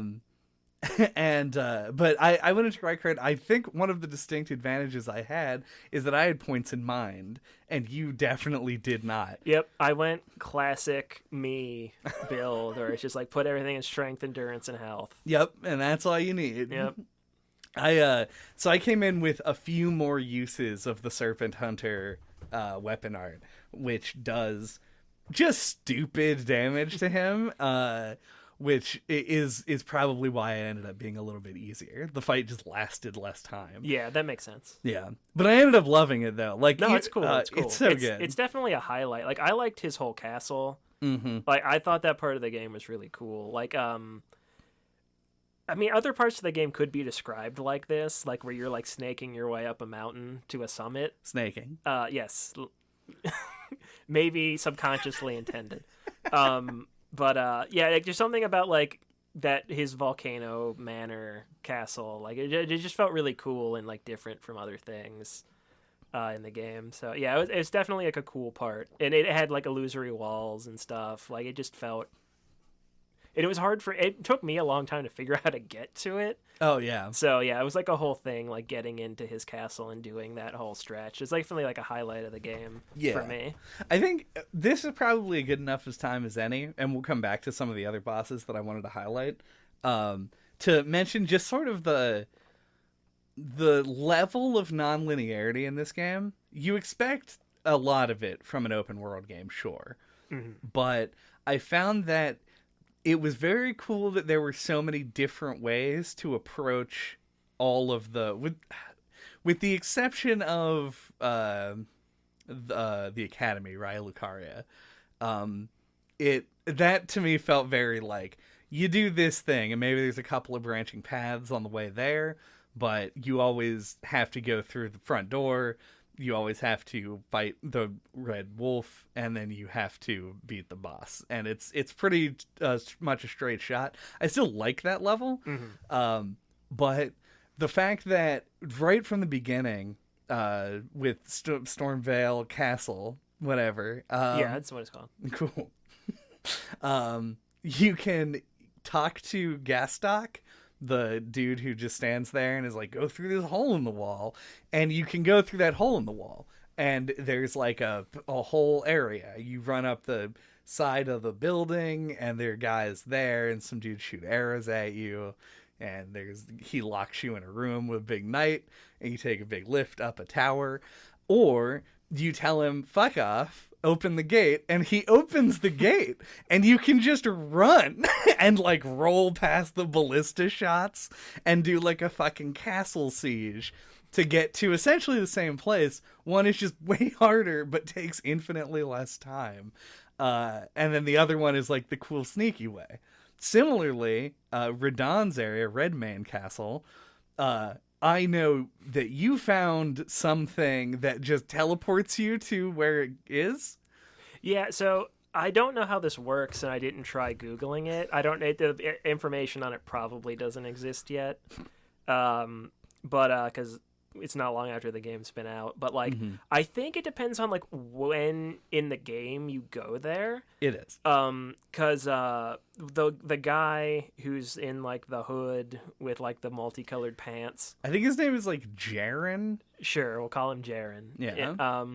If he's already there, then there's no enemies in the castle at all. Because like I beat Radahn, like because when I got there, like there were just no enemies. I walked right in and they were doing their whole like war speech or whatever. It's like, we're gonna go fight the boss.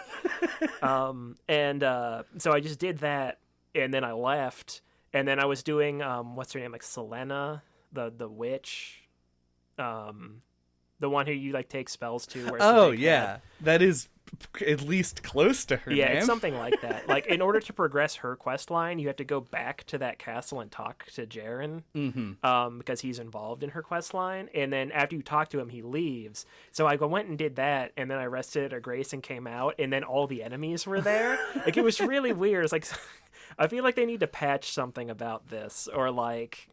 Because it was like so weird. Because you mentioned something about a boss being there. I'm like, what the fuck are you talking about? Because then after I rested at the Grace, then the boss showed up, and I fought it, at level like 130 or whatever, and destroyed it. Yeah. But like, it was just really funny to me how that worked out. Yeah, I of the people that I've talked to about this game, specifically about that area, neither of them fought that boss. It was like I was being gaslit into thinking that this boss didn't exist. I absolutely loved my experience with Redmane because of this, because I didn't know. I now know, and for those listening, if you want to min-max your playthrough and do this the way that you prefer, the Radon Festival does not begin until you enter the Altus Plateau. So if you do what I did on my first playthrough and beat all 3 of the ones before the Altus Plateau, then Redmane will have enemies in it. The gate's locked. There's a giant guarding it. You have to make it across a bridge with people shooting fucking big explosive balls at you. And I had an absolute blast with it because it is harrowing. You go from there's the impassable Great Bridge, Grace. You run across the impassable Great Bridge, which is deceptively pretty passable. And you get to the other side, and then there's ballista to deal with. There's a group of enemies you don't have to engage with. I did the first time, killed him, took all the loot, then got killed. Ran back. You go across the bridge, up a hill. You have to parkour across all of the like little rampart zones. You go around the back, and there's a door you can sneak in, but there's a bunch of bats there. You go through the door. There's like you're in a room, and then there's just like several areas that you can go through, and then a big courtyard with 2 lions with knives on them. And I was like, I basically played it like a Metal Gear Solid game where I was like, how much S's do I got left? Like 2? Like I had to like slowly sneak by the lions and like made it to the Grace eventually, and it was like big, like wiping the sweat off the brow. Like it's a big run. Bigger than any other, I think, in the game, without a Grace. And then you fight that boss. That's a double boss. And I didn't have much trouble with my first playthrough, and it just fucking bodied the shit out of me as a mage. That's the Misbegotten Warrior and the Crucible Knight. Weezaned and some other guy. It's Weezaned and some other guy.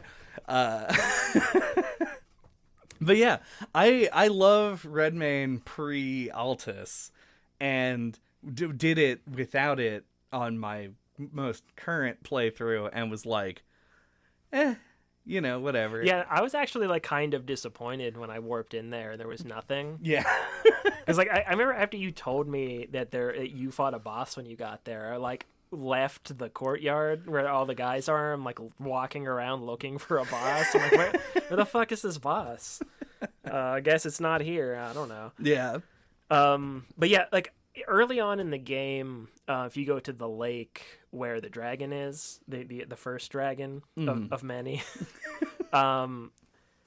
there is a little like burnt ruins area with a trap chest, and it will teleport you to a place. And is it Kaled? Yeah. Is that the name of the area? Yeah. And it like seemed so horrible and depressing as it's supposed to when you first get there. Yeah. Like it teleports you like way across the map to this very like hellish red diseased area. And like I just like as a result really like avoided the area for such a long time. And then there's like later on there's another little teleporty thing that teleports you there to like the beasts guys zone. It's like all the way on the end of the area. And like I remember coming out of there and like fighting those little imp guys and like them giving you like 1,000 runes a piece and them being like really hard for the point in the game that I was at. And like I don't know, just that area kept scaring me away from it. And to the point where I was like level like 115 and I still felt like I didn't want to go explore it. Even though I was more than capable of doing so at that point. So like if I replay the game, which I will eventually in the future, exploring that more thoroughly earlier is something I definitely want to do. But like it definitely pushed me away, and I wouldn't be surprised if it does that to other people too. Yeah, I think that's probably also the reasonable way to approach it. I know when I got teleported there, I did a lot of stuff that was like I spent a lot of time there, but I did not fight fucking anything. Yeah, like I immediately warped out. Like I think I maybe like those bug enemies. Yeah, like just fucking destroyed me. Like as they're supposed to when you get sent there. Yeah, they're called like Disciples of Rot, I think is what they're called, which is a great name. Oh yeah, they're super cool. Yeah. But yeah, definitely just like put the fear in me. I was like, I'm not coming back here. Yeah, and I remember when I finally got to the point where I was like exploring Caelid proper and actually killing enemies and doing shit. Um, I was going through and like I'd fight a dude and like do this thing, go blah blah blah, and when I got to Radahn, I was like, man, I feel like once I get up that elevator onto the next area, I'm basically like done with this game, right? And it was very much not true. But for a long time, and I think this adds to what you're saying about Caelid, is it feels like an end game area. Yeah, it kind of feels like it's not acknowledged as much by the game. Like, because you do Godric and the guy, the all-knowing guy at the round table. Gideon, the all-knowing or whatever he's called. Mm-hmm. The all-seeing or something like that. I think it is all-knowing. Okay, yeah. He'll tell you about Renala, and then you go do that, and then it switches to telling you to go to the capital. Right. And they leave Caelid out. Yeah. So yeah, like, because I kind of assume the same thing is like you want to make it to the Erd tree, and like that's like the end game thing is to get to the tree, right? Yeah. That seems to make sense. But then like yeah, the game is like pushing you there earlier in the game than I expected it to. So yeah, that did also stand out to me as kind of weird, and also probably a reason why I was like, should I go to Caelid or should I go there later? Yeah. Yeah, I think it's interesting because I was thinking about this. Honestly, like I'm glad we're recording this a little bit later than we normally do. Mm-hmm. And so I had a little bit more time to sort of think and experiment with stuff. And one of the things I realized is they make it so that you have to have 2 great runes before you can go to the plateau.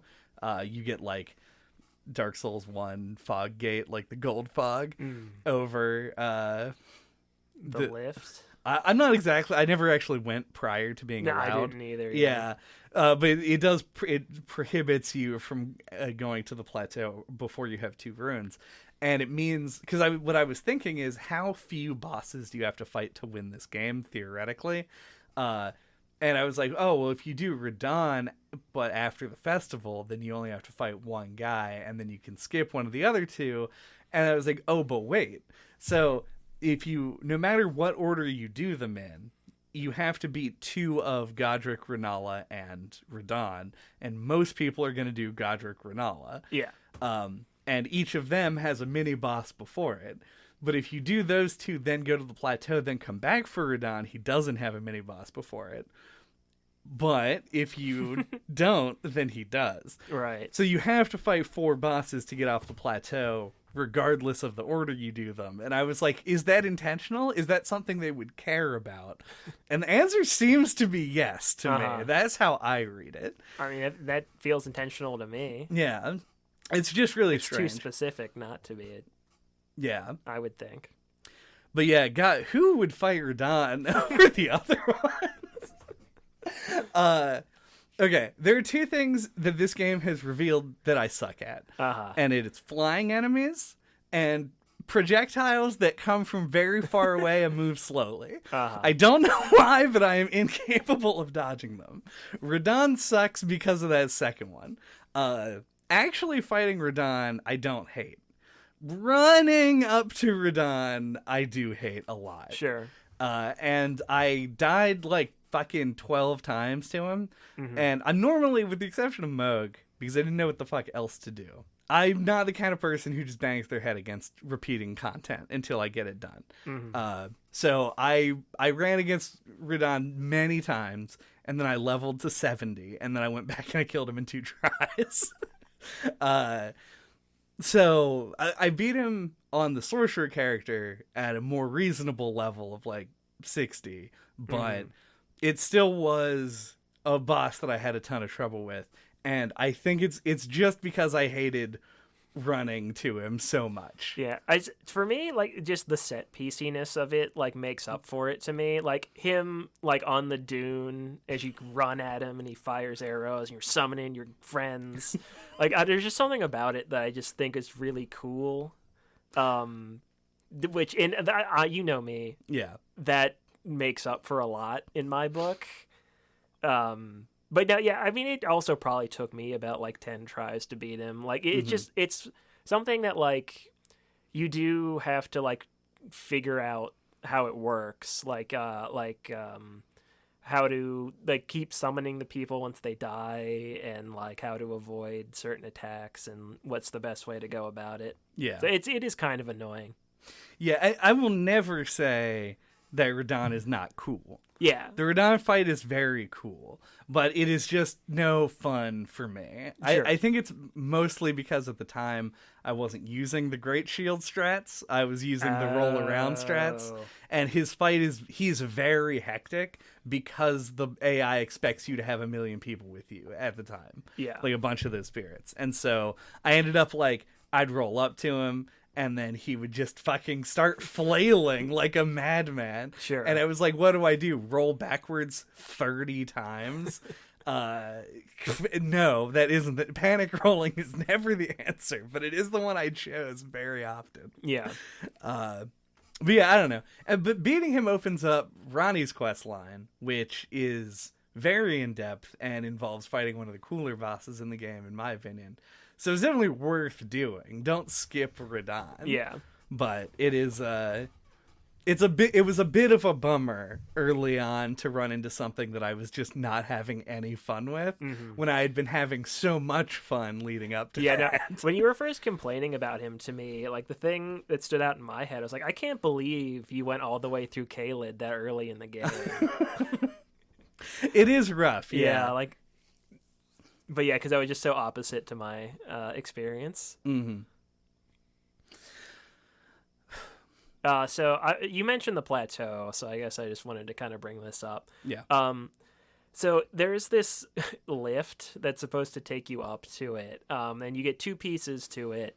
And I found one of them like fairly early on in the game, like around when you're supposed to, quotes, supposed to. It's like south of the shaded woods or whatever in that fort. And I was like, okay, cool. Like, I'll keep an eye out for the other half. And I actually think the item description tells you where the other half is. It does, yeah. Which I didn't know at the time. I did eventually find it in Caelid, like 40 hours later after I had been to the plateau, like forever ago. Mm-hmm. I just thought that was kind of weird. Because, like, it seems like it's the, once again, air quotes, intended way to get there. Like, it's like one of the things that has a cut scene, like activating the lift, and it's like almost presented as like a non-assigned quest almost. Like, it was like a thing you had to do, get these 2 pieces to activate the lift to get up to the tree and the golden plateau, you know? Like, it just seems like this big thing. And it's just like, if you're like me, and like when you felt like making progress, you just followed the road that goes through the whole area. The road takes you right to this mine that goes like up through a mountain and plops you out right on the plateau. And it's like, I want to see statistics on how many people get to the plateau this way versus activating the lift. Yeah, I think something just seems off about that. No, I agree. It's weird, especially, like, nobody mentions the medallion. No. At any point early in the game. But they do eventually. But then it also seems like it's treated with significance, too. Yeah. So, I found it before I even knew anything about shit. I was just like, oh, okay, I got a thing. And I, like, read it, and it was, like, the other half. And, like, keep in mind, that I don't know these words. Yeah. So I'm going to say words that might sound familiar to you because you've played the game. But in my head, this all made no sense. It was like, I read it, it was like half of the medallion to access the grand lift of Dectus. And I was like, sounds important, I guess. And I was like, the other half is found in Fort Faroth. And I was like, Fort Faroth? The fuck is that? Like, I don't know what any of this means. But it didn't mean that I kept my eyes out for that fort. And so when I did find it, when I found Fort Farah,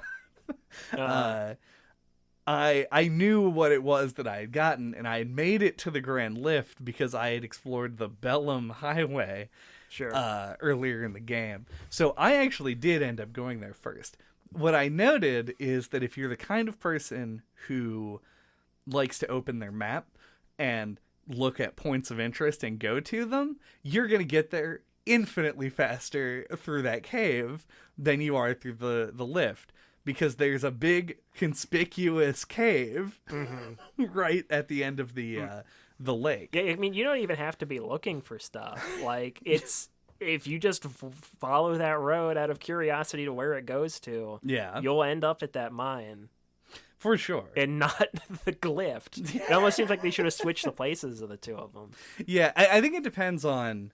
I mean, it depends on a lot of shit. But yeah, obviously. Because you can get to the beginning of the road that leads you to the lift if you go... it forks, maybe? It's from the main... It does fork, but if you go up the fork, you go up Madness Highway that fucking has the brain of Menzies big eyeball that just, like, ruins your brain. Right. And so I didn't go up that fork until like fucking 50 hours later. I was like, oh yeah, I remember that hill that killed me. Right. Just for being on it.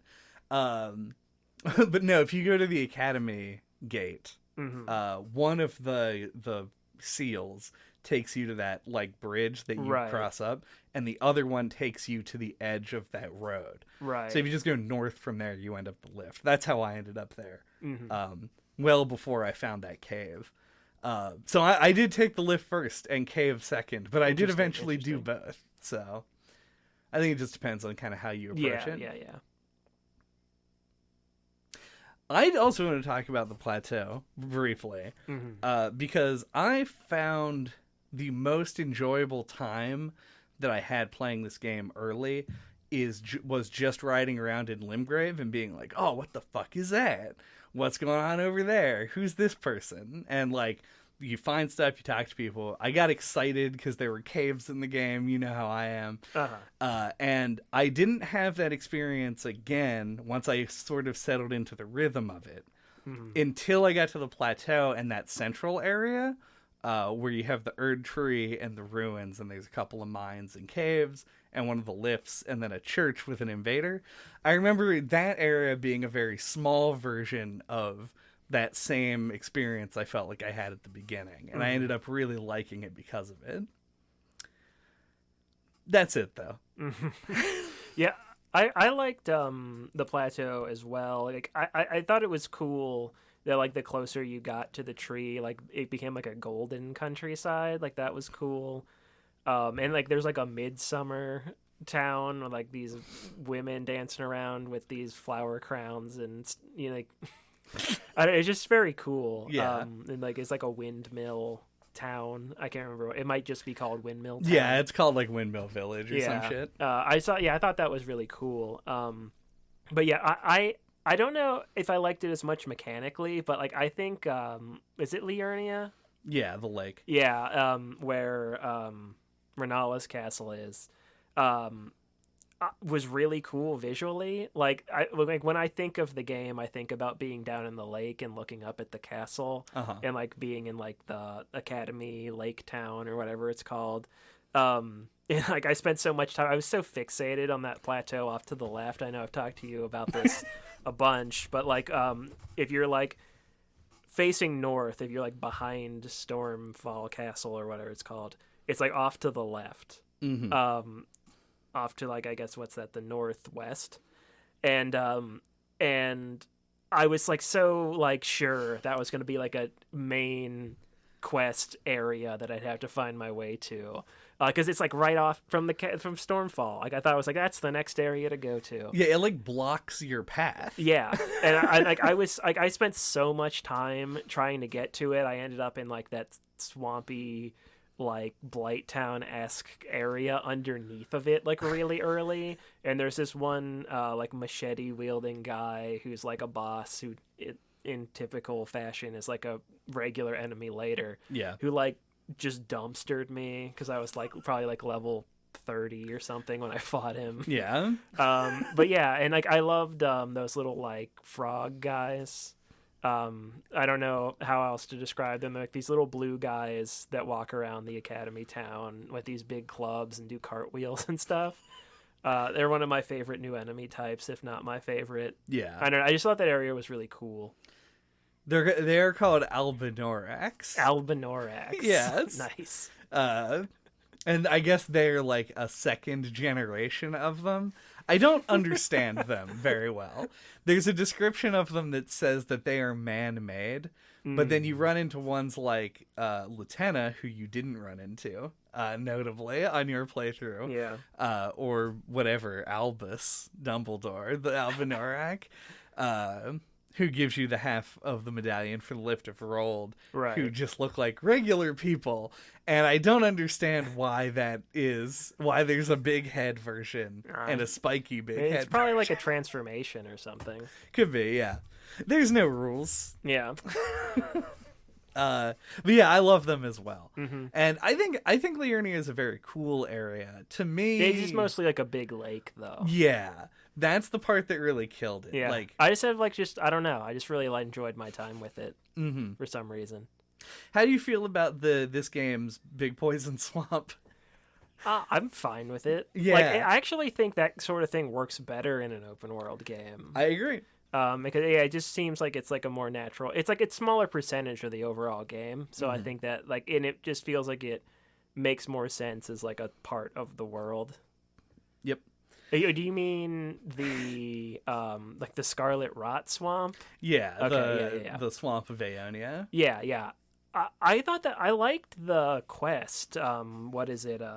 Millicent's quest starts there, and I remember doing it initially, finding the old man, fighting the boss, getting the needle, going through the town, lighting the signal fires or whatever to open the seal, finding her and giving her the needle, blah blah blah, and being like, oh man, this is a cool quest. It's all localized right here. It's one of my it's a highlight of the game. And then I was very surprised that it escalated to one of the most important side quests in the game. But I thought it was a nice surprise. It was really cool, the way that was paced out. Yeah, I like Millicent's side quest a lot because there are some side quests that you're going to engage with more depending on what build you're doing. Yeah. Which reminds me of another thing that we have to talk about that I'll get to. This is going to be a long one. Yeah. But I like Millicent's side quest because it's one of those ones that just anyone can engage with. And it involves going to all of the cool places in the world. So if you're following it, you're going to get shepherded to a lot of very interesting locations. And I did like that about it. I finished it. It's one of the few things I had to just straight up look up right at the end, because she has there's a part where you have to fight maybe the most unintuitive boss fight in the game. Yeah, I didn't finish her quest. She's just hanging out in whatever that secret area is. Oh yeah, and the Halig tree? Yeah. Yeah. She's just at the first grace there. She's just standing. Yeah, she's hanging out. Yeah. She will eventually move to an area in the quote the brace of the Halig tree, but then she doesn't move from there unless you kill one of those ulcerated tree spirits that is just in a big pool of rot. And so you just have to be rotted while you're fighting it. And it just sucks. And your brain tells you, why would you fight this? It doesn't have a boss health bar. It's just a regular enemy health bar. And it just seems like it's in a shitty-ass location. You don't fight the ulcerated tree spirit in the Lake of Rot, either. You see it, and you go, fuck that, I'm out. And you leave. But you have to kill it in order to proceed with her quest line. And that's the one part of it that sucks. And the other part of it that sucks is Millennia. I want to talk about the end of the game and the difficulty spike that occurs the moment that you take the Lift of Rold, no matter which direction you're going. And I mean, okay, I might be a little biased on this because I did Halig Tree first. Which is a mistake. Yeah. But I was like, I don't want to accidentally end the game and miss this, because I didn't know at the time. So I went through and did that whole area, including beating Millennia and Moog, though that's not actually even there. I just did that afterward for some reason.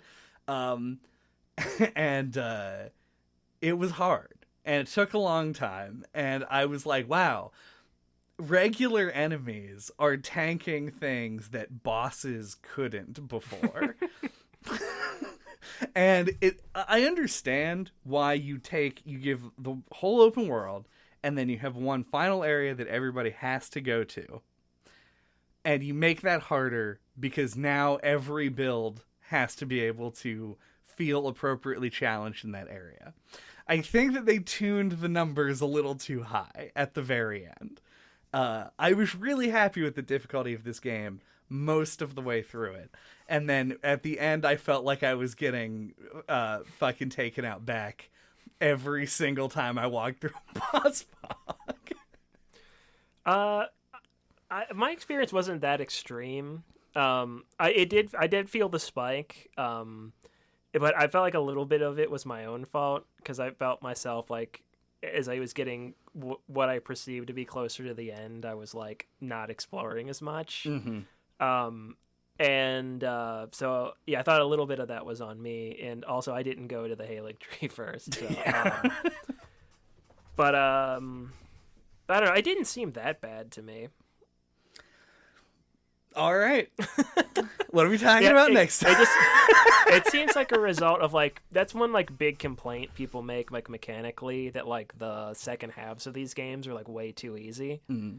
Because like once you get like powerful enough, so it just felt like a response to like try and balance against that. Sure. I think a lot of my problem is less. I said boss fog earlier, and that's not really accurate. I remember when you got to the Halig tree proper area where you're going down the branches and then there's that whole zone. Yeah, I really liked that area actually. And I remember being like, prepare yourself for a clusterfuck because it is just like infinite enemies that you have very little hope of just bursting down. Mm-hmm. Like they all have so much health, and I gotta give a special shout out to Tall Wizard, who is horseshit because he has like infinite poise, like 40,000 HP, and just like launches explosives at you while you're on a bridge. So I'm against a big wizard. I think he's too strong of an enemy. But for the most part, like it's fun to fight a lot of these enemies in isolation. But there were just parts of it where I was just like, I just have to run because there's 50 things here and I can't process what to do. And then once you get into the city part of the Halig tree, it is like those knights that take like 100 attacks with a greatsword to kill.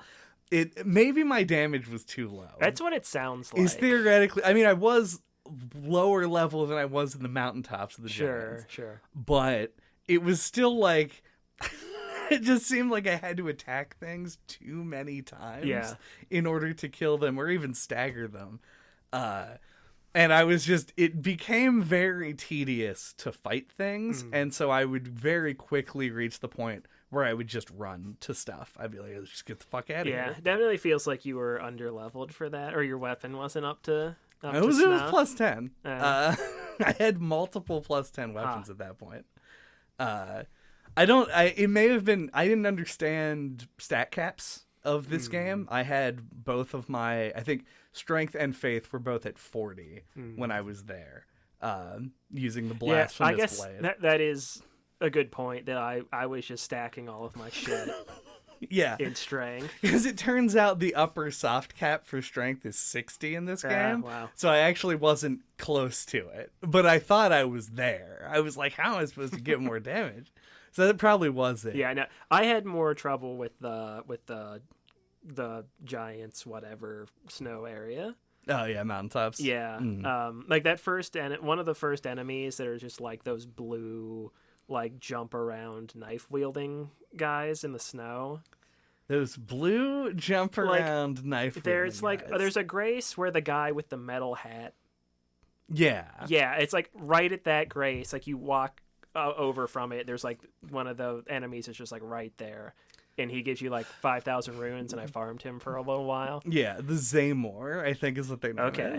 Those like just fucking destroyed me when I got there. I was like, oh my god, like yeah. Why did this get so hard all of a sudden? And it's like I fought the one, and then I go to the other area, and there's two, and I'm like, okay, like I'll actually like throw some kukris or whatever at him to get one of them to come over here. And I kill both of them, and then like there's like 5 more, and I'm like, Jesus Christ. Okay, yeah, I had exactly the same experience when I got there. It was just like, oh, because you have to go up there, get through Castle Sol. Yeah. To get the medallion to go to the Halley Tree. Yeah. So I did that and then came back after doing all the Halley Tree stuff. But yeah, I remember walking into the Zaymore ruins and just being like, oh, okay. I guess these guys are... Because they're a boss. You can fight them as a boss in like dungeons, and there's one in an Everjail. Yeah. And there's just like, here's 8. Have fun. So yeah, that was like the big spike for me, was that area. I do want to shout out... like by the time I got to the Halig tree, it was like way later. Mm-hmm. I do want to shout out, since you mentioned him, the guy with the hat. Oh, yeah. Whose name is You're Bloody Finger Hunter when you first meet him. But at that point says that he's been taken over by somebody whose name is, in his own words, a Shabriri. His voice is so good. And I just love the way that he's like, Shabriri. It's so goofy, and I adore it. He leads you, in fact, into one of the endings, which is the most...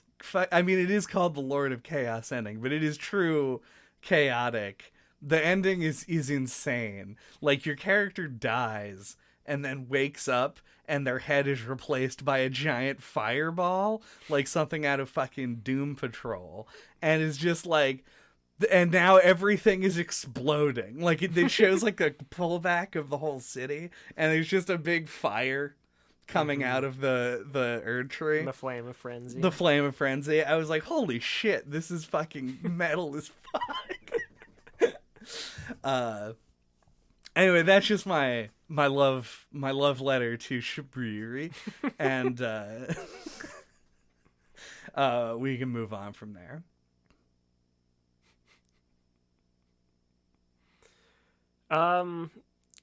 I did want to actually talk about the fact that they hired George R.R. Martin to work on this game. Sure. I don't know if I have much like specific stuff to say about it, but like I think that's really cool.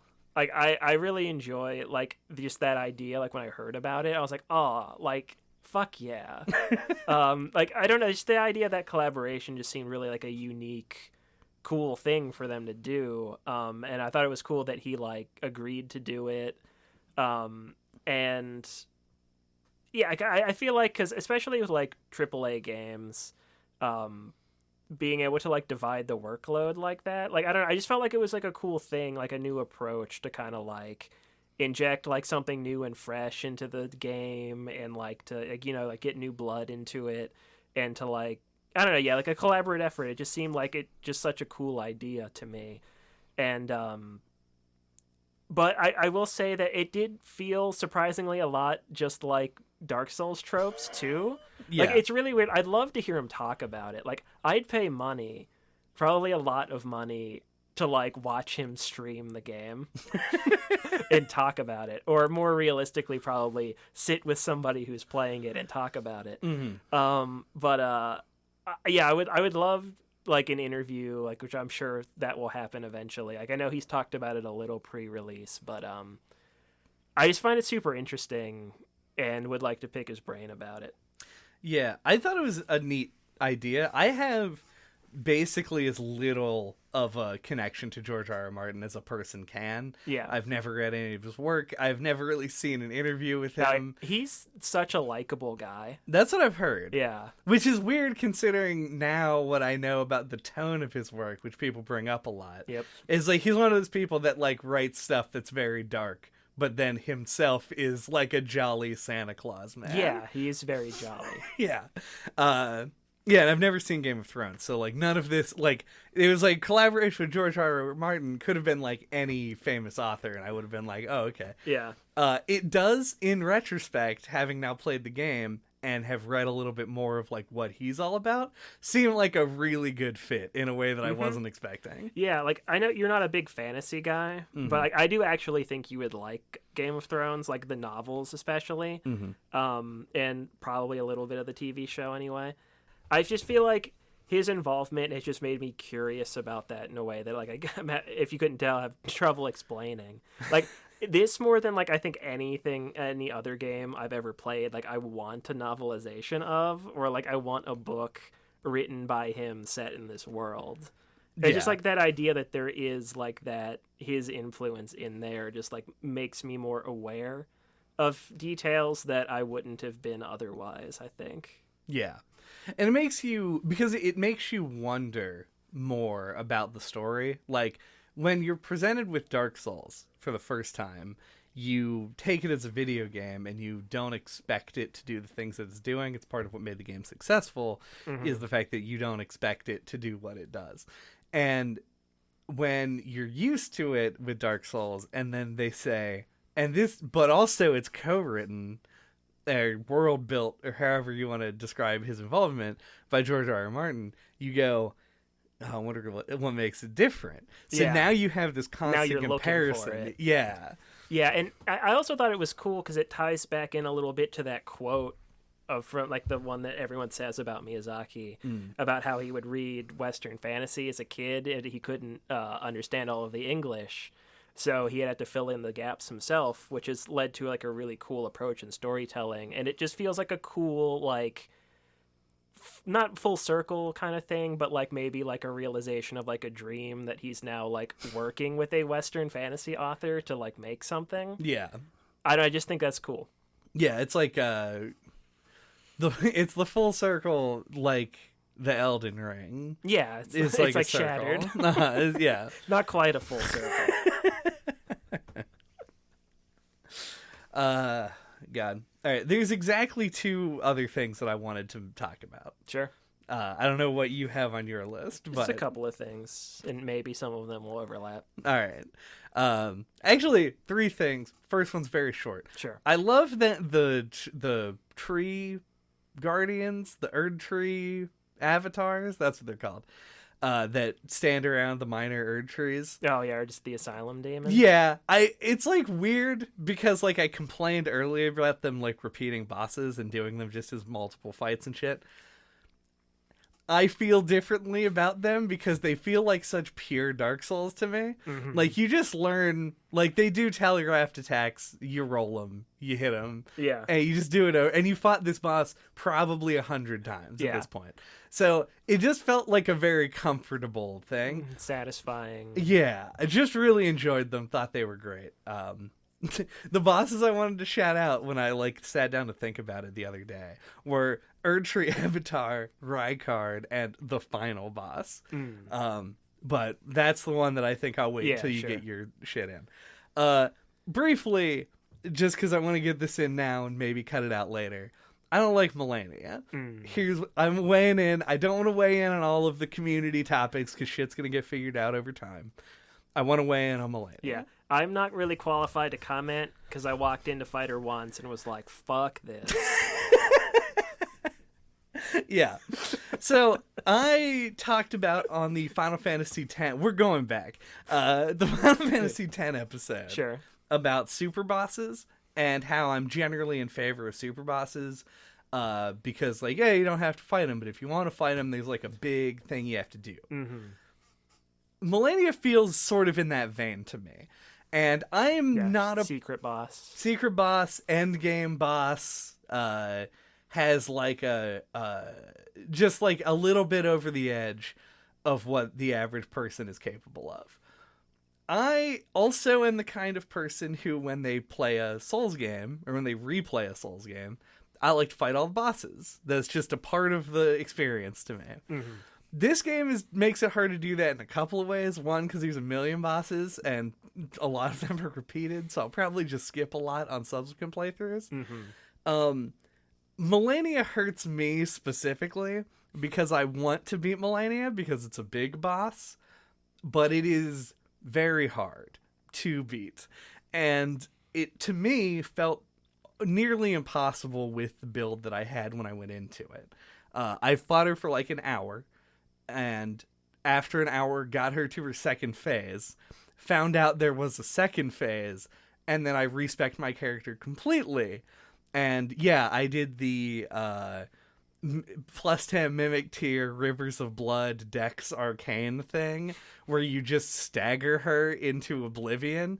Like, literally the build that beats her easiest is a build where the mechanical interaction is press square to summon the mimic, hit L2. And you just hit L2 over and over again, occasionally refilling your FP bar, and you just win the fight. Like, it took me a half an hour of attempts after respecking to beat her. And part of me hates that. Part of me is glad that I was able to cheese it and just get through to the end. Mm-hmm. But, like, I want the boss to be cool, but it just, for me, as a non-God gamer, as somebody who's not extremely good and also not very willing to spend a lot of time doing it over and over again, I found it immensely frustrating. And it's just because they put too many things. Like, she does a lot of damage. That's fine. I accept that. I expect it from an endgame boss. She has a lot of health. Also expected. Maybe a little bit weird because she just seems to be a person. Like, she's like a demigod, but you know, she has a ton of health, but she's just a regular-sized person. She's a tall lady. She's a tall lady. And then she has this health regen, which I actually like in concept, but it just feels like the one thing that pushes her a little bit too far. And also, if you try and parry her, it takes 3 parries before she's open for a riposte.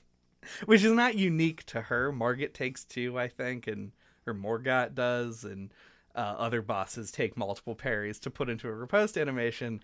But, like, it just seems like every slider they had to make the fight harder, they turned all the way up. And it's a bar from me wanting to do the thing that I want to do. And if it was just, like, a little bit toned down, and I felt like I could reliably go through it. Like, I've beaten Gale multiple times. He's not Melania level, and I think that's kind of fucked up and a little bit scary as to what they're gonna put into the DLC. Yeah,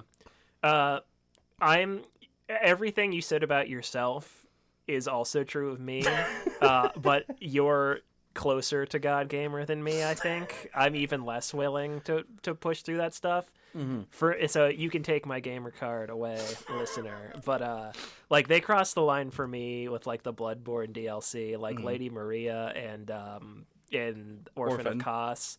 And like, I don't think I ever even beat the Nameless King or Midir in Dark Souls 3. Like, I just, like, they pushed them to a level of difficulty that I just don't find fun to like do. Yeah. And I could tell immediately upon like starting that fight with Millennia that it was something I would not want to do. Right. So I just left. Yeah. And she does have one attack. Yeah. It's called the Waterfowl Dance. And that is a deceptively serene name. And I just want to mention this once. One, because before the podcast gets a rain of fire fucking thrown on it by everybody on the internet, you can dodge the move. It's insanely hard, and you have to basically know exactly what to do. So yes, it is possible to dodge the move, but it is among the hardest things to do in the whole game is dodge one move. But my actual complaint with it is much dumber. And I'm curious because I got one opinion on this, but have never put it out there globally. Mm-hmm. I want to ask, have you seen this move, first of all? No, I haven't watched the fight. Okay. Do you know... is it the move from the trailer where she spears you? No, that one's sick as fuck, and I love it. Yeah, her grab is great, because she just throws you up in the air and, like, ping. Yeah. But there's a a move that she does where she jumps in the air. There's a delay. This is the cue, by the way, if you're trying to dodge it. You run as fast as you can away, and then you dodge through her. That's the trick everybody wants to tell you. Mm-hmm. I didn't do that. I fucking held a big shield. But what she does is, she, in animation terms, the model comes toward you, and around it is an AoE that is supposed to represent blade strikes. Okay. I think this looks dumb as fuck. Like, not cool at all. In fact, pretty lame. Okay. And I've never heard anybody express this opinion. Everybody's like, her cool anime attack. I was like... Okay, I was going to ask if it was like... Yeah. Yeah. It's exactly that. Okay. Millicent does it in her Invasion. It's the move that probably killed you. And I just think it looks really stupid, and also is in a game that is like about watching your opponent's animations and reacting to them, and just having it be like, it reads as an AoE. I'm not complaining from a gameplay standpoint, but when you're trained to look at these animations from a gameplay standpoint and you see that, you go, God, why? Like, just do sword slashes. Like, they don't even have to be that fast. You could do it. Her sword is huge. It's a Dark Souls game, of course it is. Mm-hmm. Just make her do horizontal slashes. It would be the same hurtbox, and it would look less dumb. Like they just put a cartoon into the Dark Souls game. I'm sad I can't comment. Yeah, I don't like how it looks. I think it looks bad. And I don't like the boss very much. I will probably attempt her on different characters and may or may not report back if I'm able to beat it. Rest of the fight's cool though. It's a cool idea. I like it. It's just very rough in a way I'm not a fan of.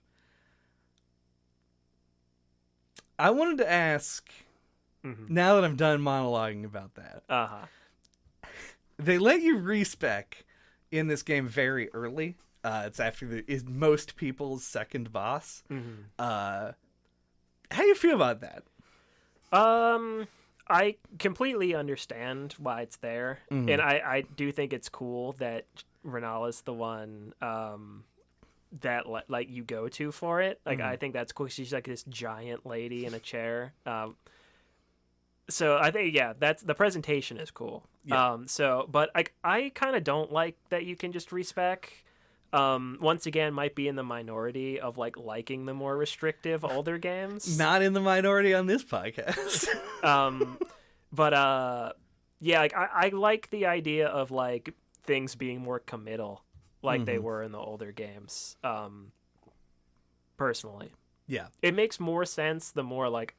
With a more open game that's going to be way longer. But I don't know. I'd rather it not be there personally. I didn't use it. Yeah. I like I said, I used it once. Well, twice. Once to spec into a Dex build and then once to spec back. Yeah. I mean, I don't have any problem with it being in there because it's like, it's optional, but. Yeah. Yeah, I kind of agree with that. I think my only additional point, because you share my opinion pretty closely on this, I think that it should be there because, like you said, it is a like an open world game, and it's got a lot more to do and things that you're gonna see and maybe want to change to play with. But I think it should be closer to the end of the game. I think the early respec makes me like. And it is nothing. It's not even a game design thing. It's just a personal feeling where I'm like, I agonize over where to put my points sometimes. I'll be like, ooh, I barely have enough for one level. That's part of the fun, I think. Yeah. Like, to an extent, a build... Because I rarely play New Game Plus in these games. I make a new character. And as lame as it sounds, like the build is sort of who the character is. I name the character based on the build I'm going for. So it feels weird for me to take a guy whose name is like Strongy Strongman and then go like, hey, I'm going to briefly respec into being a dragon caster. It would be weird if F. Stock Fitzgerald ended up being a strength character. Yeah. So. It would be, yeah. Or Thorpo Fantasy Yeah. becomes a faith build. I don't know. But yeah, that's it. That's all. That's the only other thing I wanted to say. I wanted to shout out the underground area. It's like the something river, Silina River, Cialfra, I think River is the first one.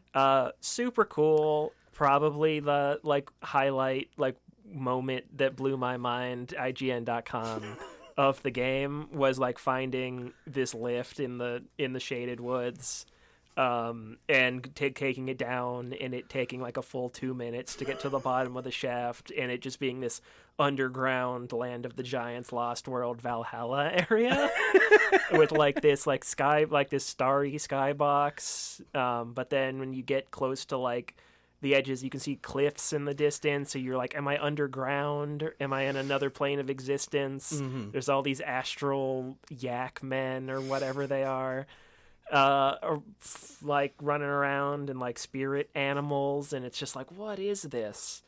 I thought that was so cool as an area, and it was, and I made it all the way through the area and came up the lift on the other side in Caelid, and you're above ground, and it still has that starry skybox. So I'm like, what's going on with that?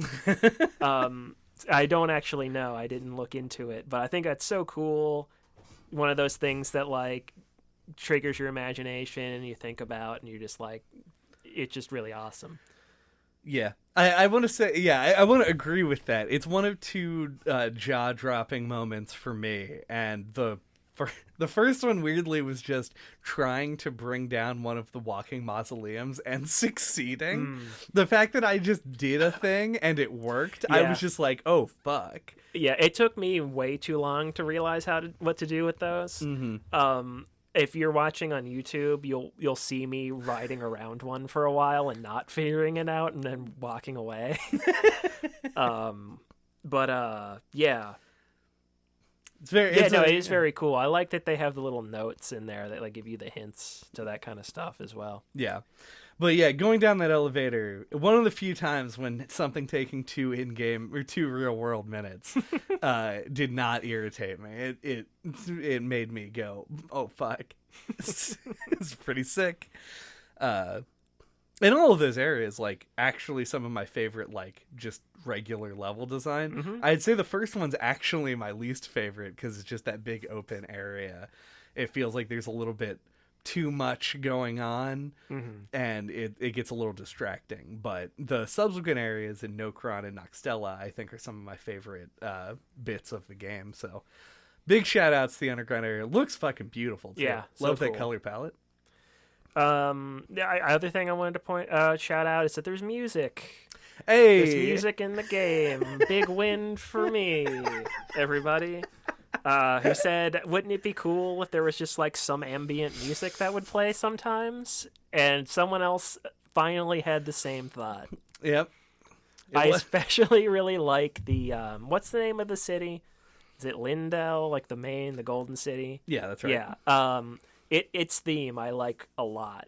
I feel like it reminds me of something, some kind, the instrumentation or the melody. I just really liked it. It captures that fallen grandeur that these games always capture, and their aesthetics. I thought really well in music form. It felt somber and a sense of history to it, which I really liked. But yeah, I just liked actually having some music and not just listening to my footsteps all the time.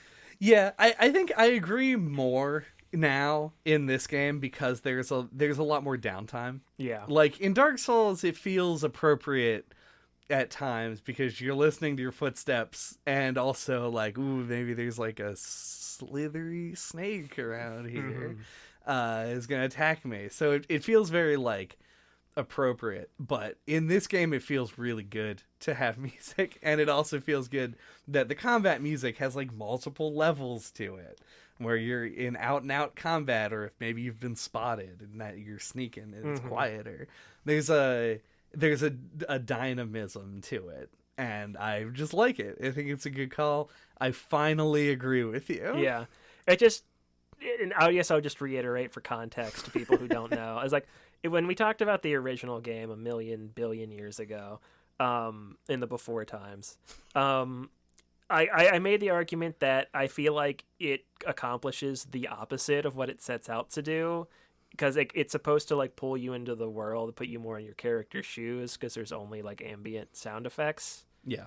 And for me, like, it just does the opposite. Like, it really points attention to itself, because you're used to there being music in games, and the fact that there isn't any just always would stand out to me. Like, I'd be playing it, and like I'd be running down the aqueduct, and I'd be like, wow, my footsteps are so loud. Like, I don't know. I feel like the actual presence of music would call less attention to those things, personally. And everyone seems to disagree with me on that. It's something that people praise about the game all the time, and I've always been really skeptical of. But that's just that. Yeah. That's my opinion, my hot take. And the only other discussion I wanted to have will be one that would probably take a while. So I guess we won't have. I just kind of wanted to talk, and it might not even be that interesting, about like our first experiences with the game, like the stuff that like we did, but we can just not do it because we've been going for a very long time. We have. I mean, give me like a short version of yours, and I'll see if I just wanted to comment on like the beginning of the game. Like, I kind of alluded on the first half to like the idea of like, especially in open world games at the beginning, there's like a breadcrumb trail that kind of like leads you towards certain things before you're really let off the leash. Yeah. And I felt like I followed along that. Like, I went to the castle and got bodied by the whichever one it is, Margit or Margot, whichever one. Mm-hmm. And then I left. Like, I got the memo, and then like I kept trying to get like around the castle because I just got like consumed by the idea of like, can I do this?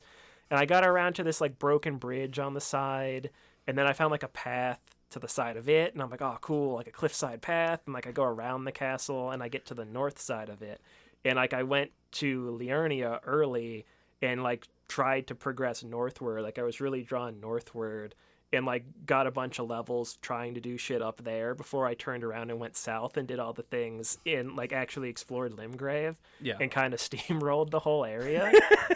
So I just thought that was interesting, because I find that I'm usually not that kind of guy. Mm-hmm. Like I know people would talk about Breath of the Wild when that came out and be like, oh, I went off the plateau and went the exact opposite way that they said to go, and that took me to the desert, and it was really hard. Yeah.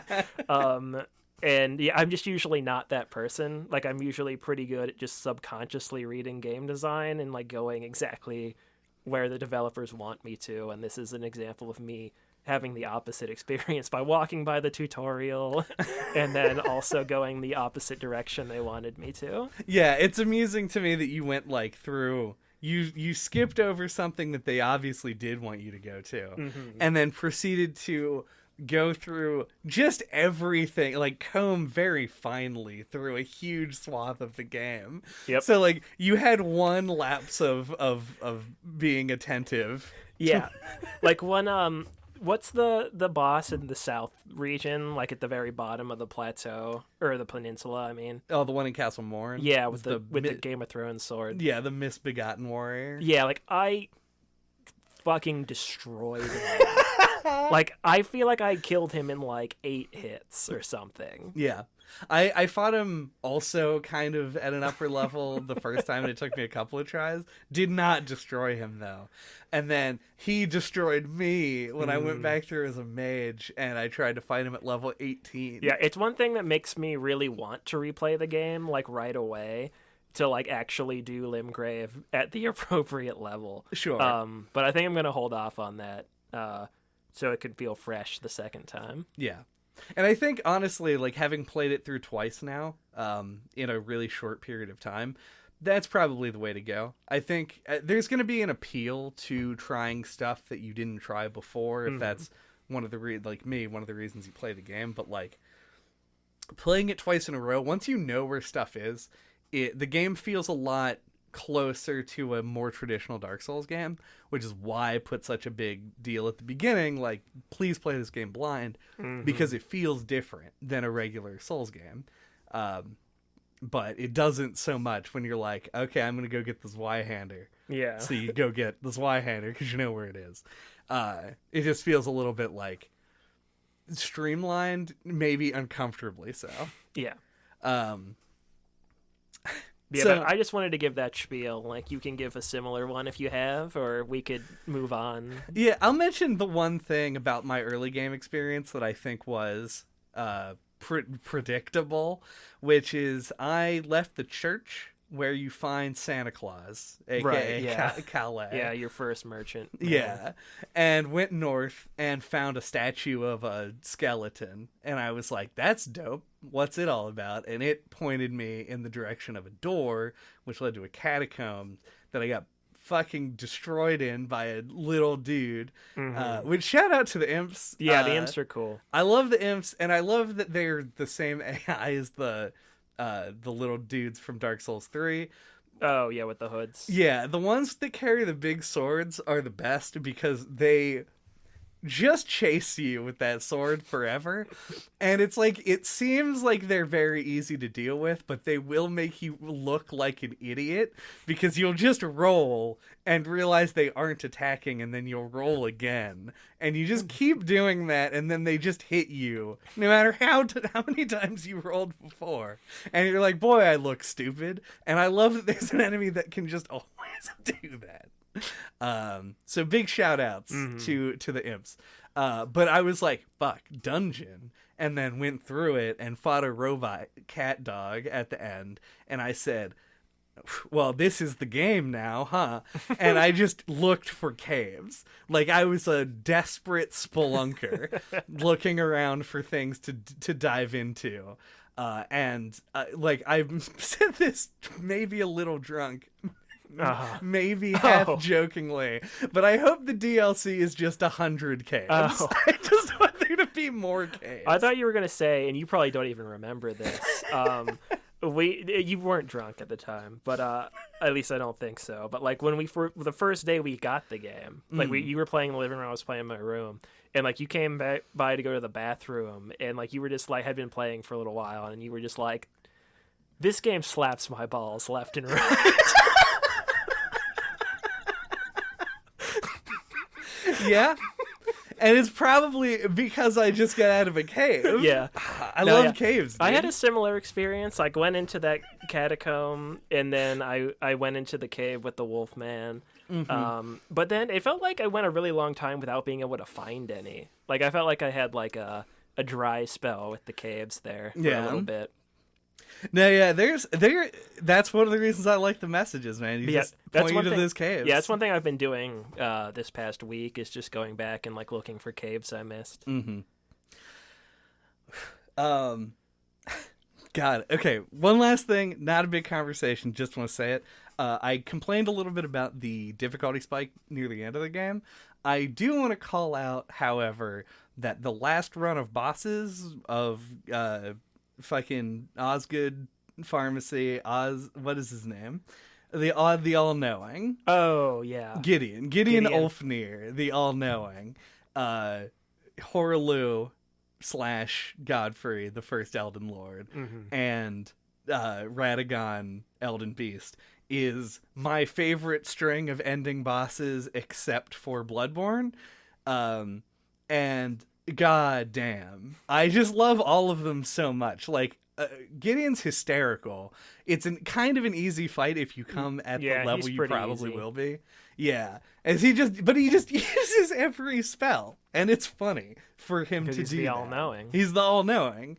And then I was sad his armor wasn't better than it was. I still wore it. Very cool. It's extremely it has a beard of ears. Yeah, it has an ear beard. He's got to hear all the stuff to know it. It's so good. And then Horaloo is fucking amazing. I love the wrestling moves. It's so good. Literally, I feel like anybody who plays that's gonna have the exact same reaction when they first get hit by that. They're gonna be like, "Holy fuck!" When he just like launches you in the air and then like fucking suplexes you. Yeah, because he has the suplex move where he grabs you, but like way funnier is where he punts you like a football and then jumps into the air and grabs you. It's so good. And his first phase is great too, but it's just like a very standard. I like the first phase. Yeah. So I like both phases of that. I think it's really good. And I also really like both phases of Radagon and the Elden Beast. Very good final boss, I thought. Yeah. Like, I like it. Like, this has been a trend where, like, they make the final boss, like, just a more doable, really good fight. And, like, they save, like, some of the weirder, like, or more bullshit kind of feeling stuff for, like, optional bosses. Yeah. And I thought this follows in that trend. And, like, like, the Elden Beast is super cool. And Radagon also pretty cool. Yeah. I just like both of those and agree. I think people that I've heard talk about the Elden Beast fight, I think the problem with Elden Beast, and I mentioned I don't think that the horse flag is appropriately turned on, is that you just run. Like, most of the fight is running. You run around it, and when it does attacks, you run in the opposite direction. And you only get in when it does, like, its close range stuff. And it's kind of counterintuitive, especially when you just leave the Radagon fight. But it makes the fight feel like it's one of the few fights that after I finished it, my hands were like fucking trembling. I was like, oh, yeah, it feels is overused and as dumb as the word feels to use. It feels epic. It does feel epic for sure. Jesus. But yeah, very cool designs, like a celestial space dragon thing. Do we have tarnished thoughts? My tarnished thoughts. This game is great. You know it. We all know it. 10 out of 10 IGN.com. Mm-hmm. What are we talking about next but time? Yeah, I liked it a lot, obviously. I feel like I might just be getting a little burnt out on open world games because I feel like this didn't like wow me in the way that like I kind of wanted it to. Like, and I don't want to like overstate that. It's a great game, one of, if not the best open world game I've probably played. But I don't know. I just feel like the market's hit a saturation to the point where like this feels like it should be more impressive to me than it was. I don't know exactly what that means, but I just thought I would say it. But no, very great game. Like I've played it for like 90 hours and will want to keep playing it, but I'm gonna have to make myself move on. But yeah, it's just really easy to play. Like I was saying earlier, I think this type of like the From Software like kind of type of combat just lends itself well to an open world because like everything you're doing is the gameplay. There's no in between bits. I think that's part of what made Breath of the Wild so good, and it's what makes this so good too. Yeah, great exploration. I love exploring a world in a 3D game. Like that's my jam. Some of my earliest gaming memories were with Mario 64, so I think that's where I get that from. Like my bread and butter is just like give me a cool 3D world to explore. I'll probably like your game. And this is one of the best of those. So yeah, some really great moments like the underground city and like I liked the big lake, the looking up at the giant mystical castle. Like all like the fantasy vistas in this are like straight out of like a Magic card or like some kind of 80s D&D painting promotional art thing. Like some of the like you get used to it as you play, but like early on like you're just like, oh, another castle, like oh man, there's like, oh wait, these are different trees. It's not all the same tree, distant tree in the skybox. So I'll go explore what these smaller gold trees are and blah, blah, blah. Like, there's just a lot of cool things to discover. And I don't know, it's just such a big, great experience that it's kind of hard to condense your thoughts on it. But I guess it's just very good and very impressive how much good content is packed into this game. And it's able to do all of that and deliver like the legacy dungeons, like the classic Dark Souls content that you want. I actually think that's one thing it has like a leg up on Breath of the Wild, where it's like it felt like that game was missing a few maybe like traditional dungeons that would have like boosted it to like even better. Yeah. And I think this game kind of proves it to me anyway. So yeah, thoroughly pleased, really liked it. Yeah. Yeah. So, yeah, I agree with a lot of that. I think the main thing to take away, at least from like my view of this game, is I am a person who typically doesn't like an open world game. I think, generally speaking, if you say a game is open world, that is immediately a detriment in my eyes. I'm like, it's going to take me a million years. There's going to be a lot of time that I spend running around, not doing much. Zelda is an example of one that doesn't do that, and this is a game that fucking blows it out of the water. I am so surprised that this was able to engage me at every point. Like, there was not a part of this that I felt like I was bored or that the thing I was doing was like wrong in some way. I always felt like I was making a little bit of progress and I was doing like interesting, cool stuff that I was genuinely interested in finding. And it had caves. So all of those things add together into this is debatably my favorite open world game ever made, and that isn't as high of a as praise as maybe it could be, but it is still something. I mentioned before at the very beginning of this now very long podcast that I didn't think they'd be able to make a game that I enjoyed more than Bloodborne, and while they didn't, I think this is like neck and neck with the first game for me at this very early stage, where it feels like it's recaptured that sense of discovery. While there are parts of it that I don't like, and there are things about it that I think could be improved, none of it detracts from the experience enough for me not to heartily recommend this game to people. Though I would be very interested in hearing the experience of somebody who has just never played a Souls game. Yeah, a totally cold experience would be interesting to get someone's opinion on that. Especially with how well this game is sold so far. So yeah, tentatively, those are final thoughts. But we all know that with a game in this franchise, these are current level thoughts. Yes, I feel like even if I didn't like it that much, it'd still be like one of the better games I've ever played. Given how much I like Dark Souls, so yeah. Thank you for listening to No Clip this week. What are we talking about next time? Next time, we're monkeying around. Oh, quit monkeying around, Chad. It's April. And the first game that we're going to be talking about is Diddy Kong Racing. And also a minor errata to the previous No Clip Pocket that just went up. The next game we're playing on Pocket is actually going to be Super Monkey Ball. We like to play games most of the time on original hardware or as close to it as we can, unless there's like a very easily accessible remake. And our ability to play a PlayStation game was hindered by a lack of certain hardware, but we've remedied that. We're going to get to that later. So Ape Escape, second episode. Super Monkey Ball, first episode. And No Clip is going bananas. etc. Monkey puns. Here comes April. Until that time, you can get a hold of us. We can get a hold of us too, but you can get a hold of us on our website at noclippodcast.com.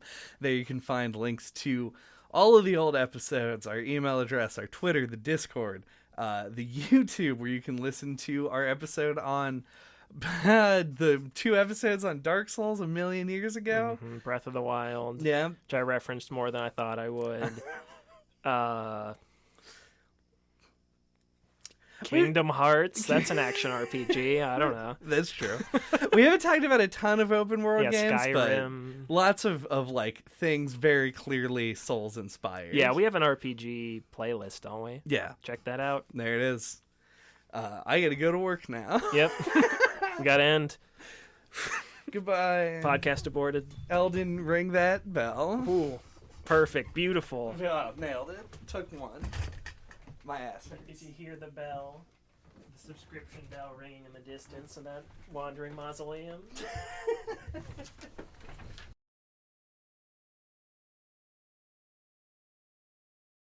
Here goes nothing. Here goes everything.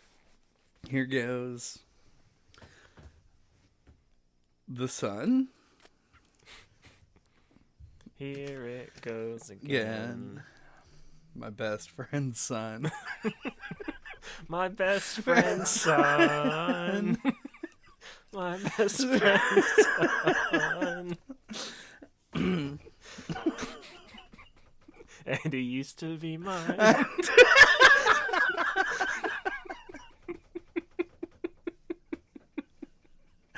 Yeah, but the original lyrics, that one word changes a lot. There's a story here, guys. What happened? Yeah, good thing they had somebody look those lyrics over before they recorded that.